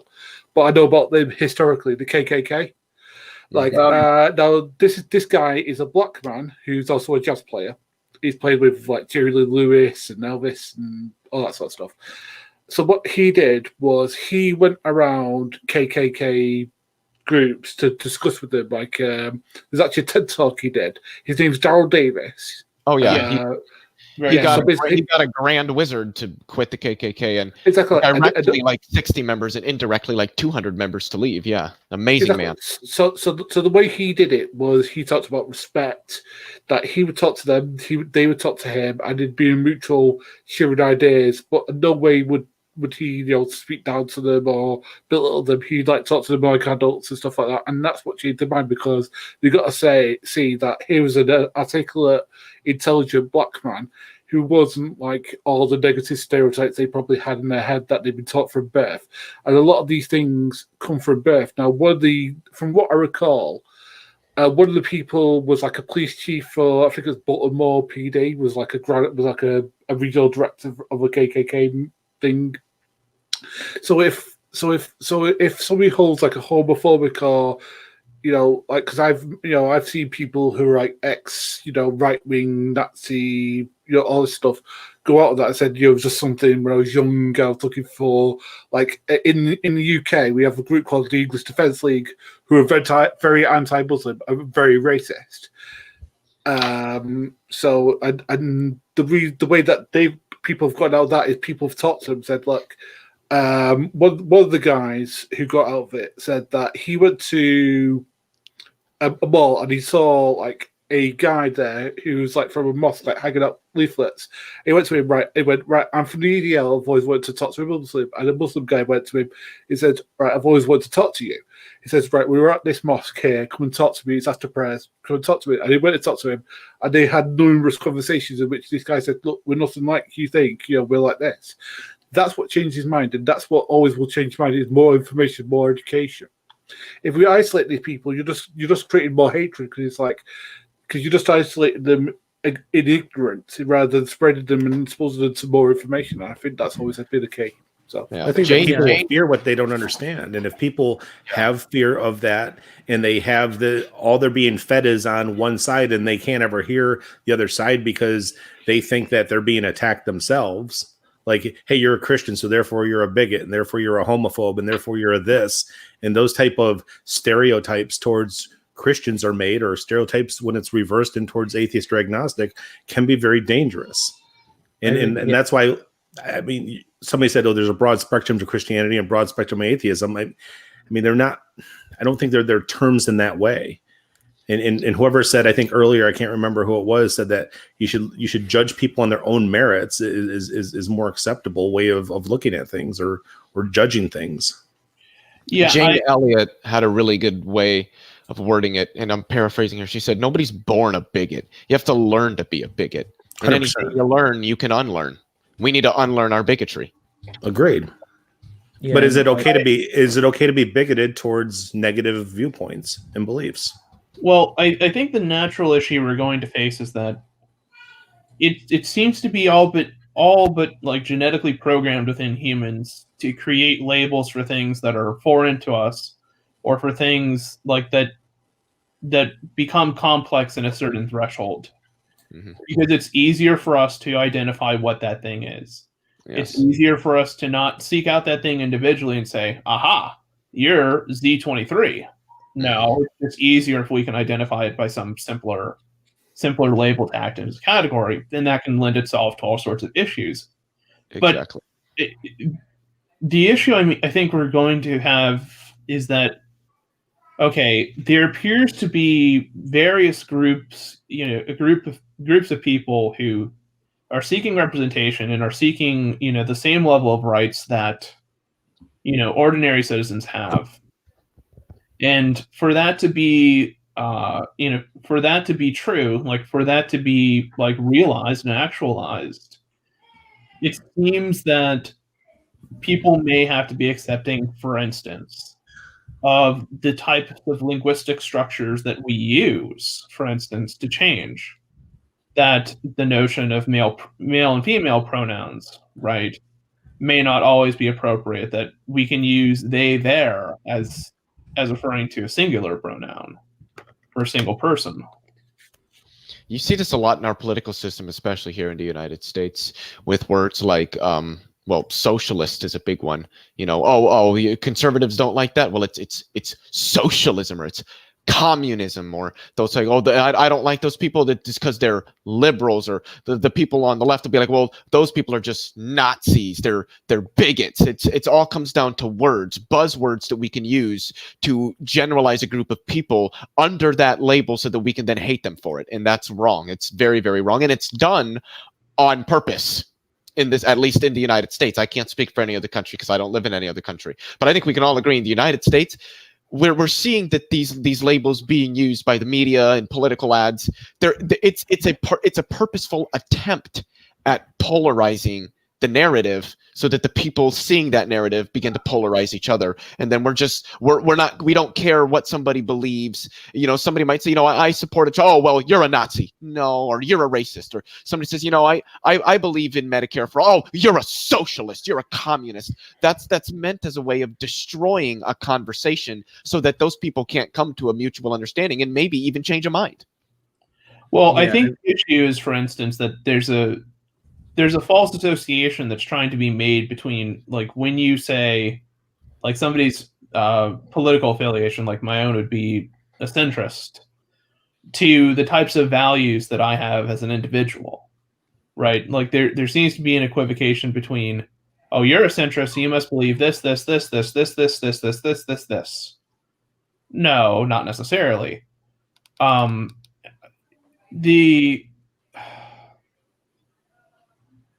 The thing is, like, the point you're making is a good one as well, in that we have to be careful kind of how we throw around these labels and to make sure that we don't throw them around haphazardly. Mm-hmm. Every time I heard the word, liberal or, conservatard, or, conservative. Libtard or whatever it is. Yeah, thrown around and not being used appropriately, like according to its, political theory context or just context in the actual world, I'd be a freaking millionaire. Mm-hmm. Right? I would be living in a palace of gold. I'd be King Midas. Yeah. I wouldn't have any material needs, because that term is something that's become so common within the human vernacular, within the human language, that we don't always consider what that term means. It's become so watered down and so used as a term that it can mean just about anything you want it to mean. Yeah, I would agree that when we throw out words like the word Nazi, fascist, that we shouldn't do it half-assed. We should give reasons why. We're making a claim when we say these things instead of assertions. Yes. And I do think. Go ahead. If people would just speak about the specific behavior or action that they have issue with, rather than dumping the label as a whole, I think what you're trying to communicate can be more effective. Yeah, I agree with that, and I would say I have no problem with being formal, being polite with people who do things we would deem racist or homophobic and explain them why it's wrong, and not throwing out, you're homophobic and that's it, and like you can't give me any other reason to convince me otherwise. But I think we should, address the idea, or no, the people in power who are homophobic, and you can't just say, well, they just don't know. It's like, no, they know what they're doing because they're in a position of power that can legislate their opinions on things. That's my issue. I do think there are some people whose minds aren't going to be changed, and I think that one of the best things to do is just look for the people whose minds you can change, and those whose won't change, let them become the fringe. And I think that in the United States of America, and I'm not going to throw any labels around, but I do think there are some, what I will say is, ideological groups that are slowly starting to become fringe, and those are the people whose minds cannot, or that I'm not going to say that they cannot be changed, but people who refuse to let, because it's not saying that a mind cannot be changed. I think, and this gets down to just semantics here, but I think it's a good point, is that it's not that their minds cannot be changed, it's that they don't want to let their minds be changed. But that's not even the case either, because if the person has a circle of influence with somebody, then they can have the opportunity to change that mind. So I don't think people say, "Oh, I allow myself to," or I don't. But if you're a person who allows yourself to be open to the ideas of other people, that's been programmed into you as well. But what do we do about people like, senators, lawmakers who are homophobic, and they pass papers or they write up things that are clearly discriminative against people in the LGBTQ? Do we say we need to sit down with them and talk about this, or should we be their asses voted out of office, and people put the effort into campaigning against those people for those specific issues and why they're causing harm in the positions that they are? Do you think that would change the senator's position at all, though, voting him out? Do you think? No, but it gets a senator voted out of office. With what Messenger said, I think that's very, very. I think it's idealistic in principle, but in practice, I think that there's a lot more roadblocks. Politicians like that, who have that power and tend to use that power in negative ways, are generally people of, I would say, a less admirable character, who are more likely to engage in actions that allow them to essentially cheat and hold on to their power. And those are things that need to be addressed. And I think that there are ways to address that.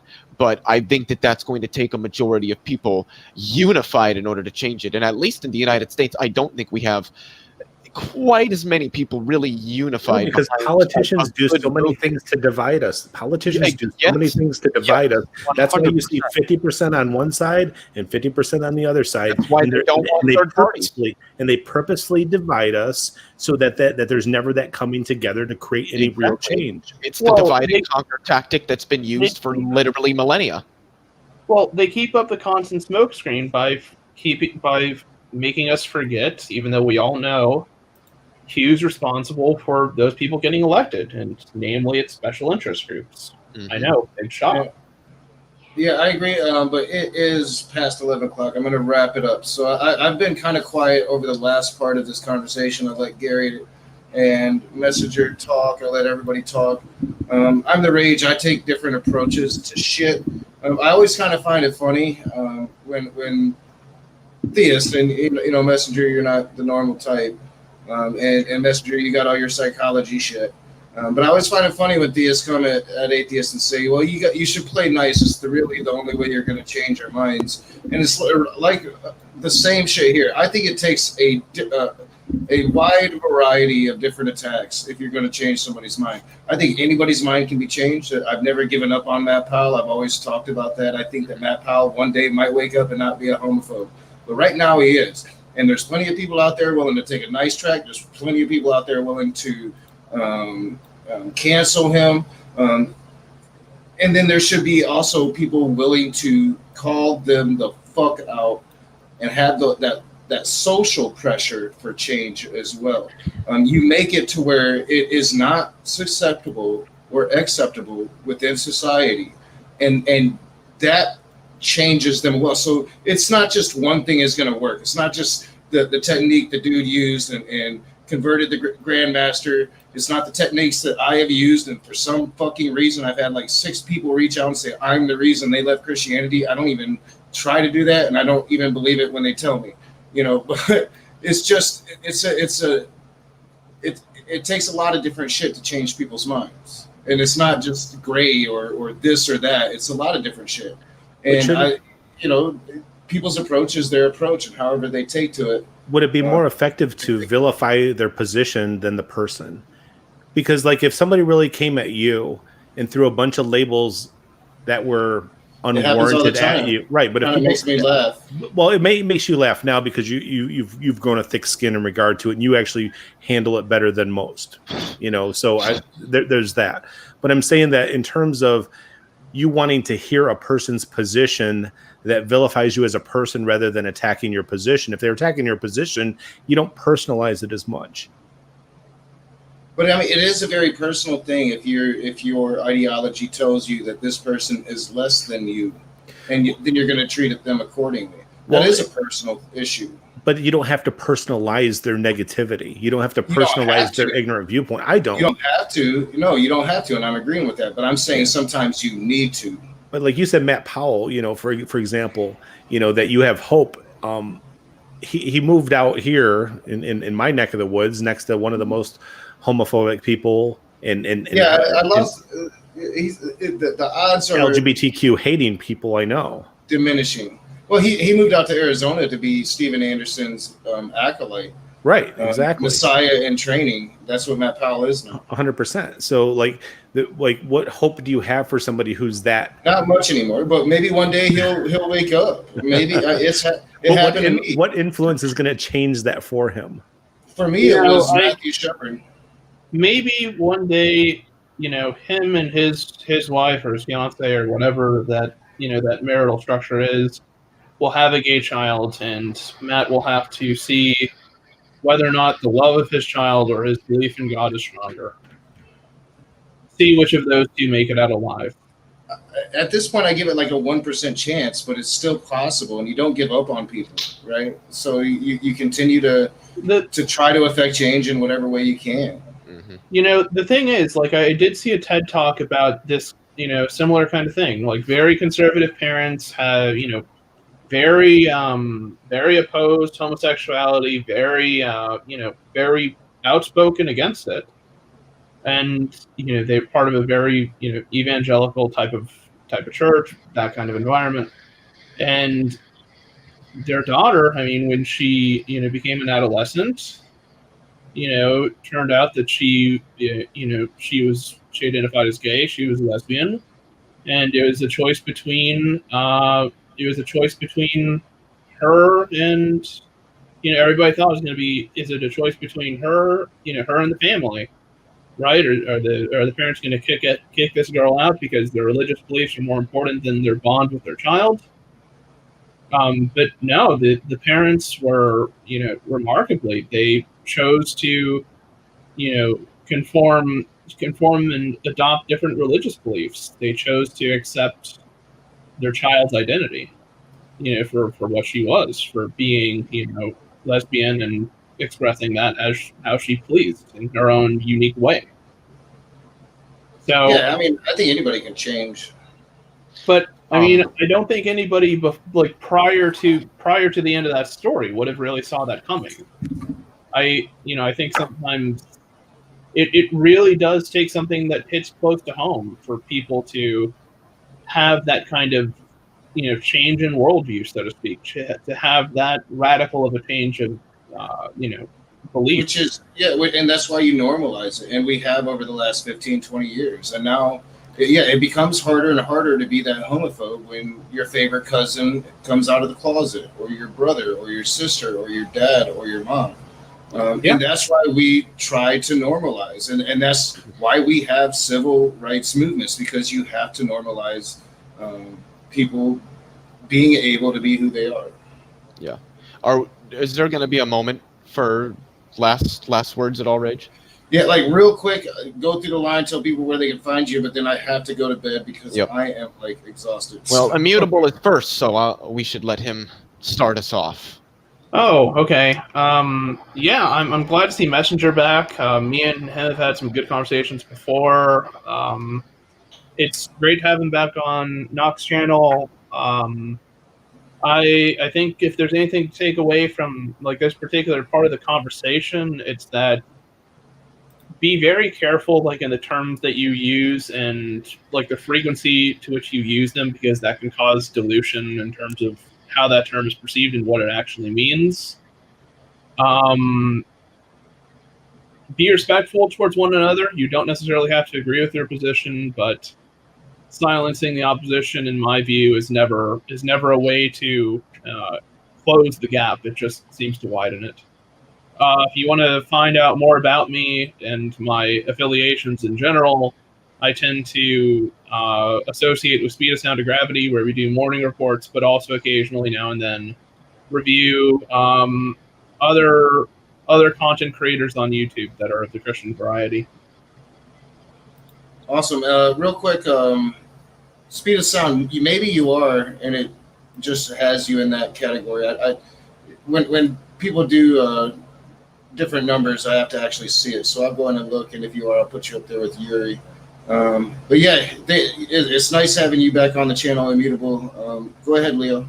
So I am Leo Filius. The first thing I want to mention is tomorrow on the YouTube channel, Agree to Disagree, and that's the number 2, all one word, at 1 p.m. Central Standard Time, 2 p.m. Eastern Standard Time, which would be 11 a.m. Eastern Standard Time. I will be debating a Philip, that's all I know about him, on God and cosmology. So again, that's I'm just going to say my time. Everybody can figure out what it is in their own time zones. 1 p.m. Central Standard Time on the YouTube channel, Agree to Disagree, and that is Agree, the number 2, Disagree. I have a YouTube channel that hopefully I can get content out. I'm waiting.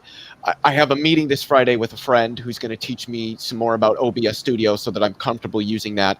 I would really like to have a channel intro that I can use on all my videos before I put any content out, but I do have some mirrors from debates that I'm going to be putting up within the next couple of days so that I have something on my channel. So I can actually be found by searching in the YouTube bar if you just type in my name, Leo Filius, spelled the same way that you see it on the screen here. You can also find me on Twitter at Leo Filius, spelled the same way you see it on the screen.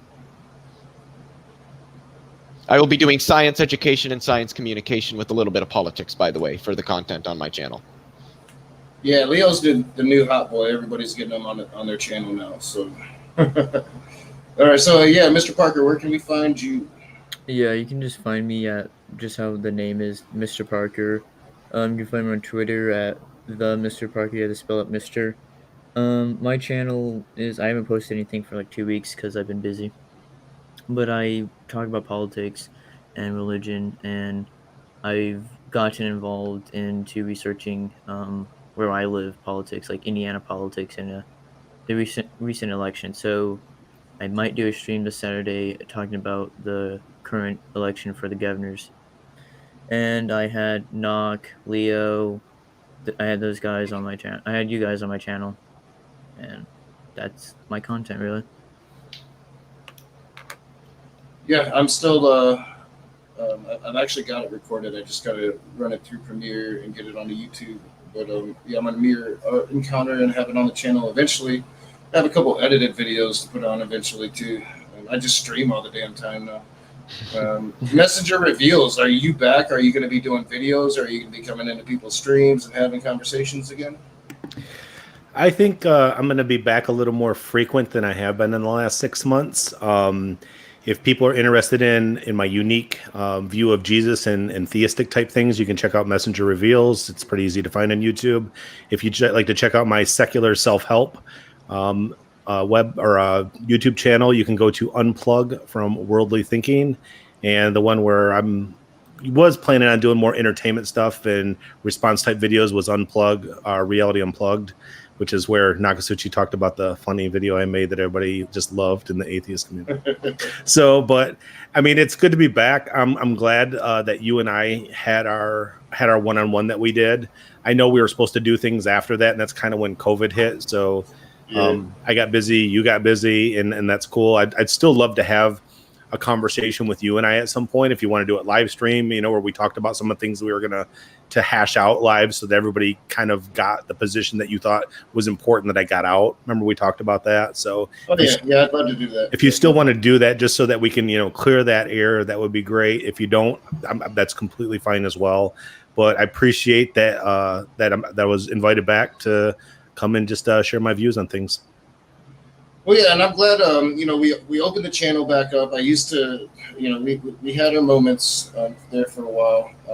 I'm about conversation, and I want the conversation back.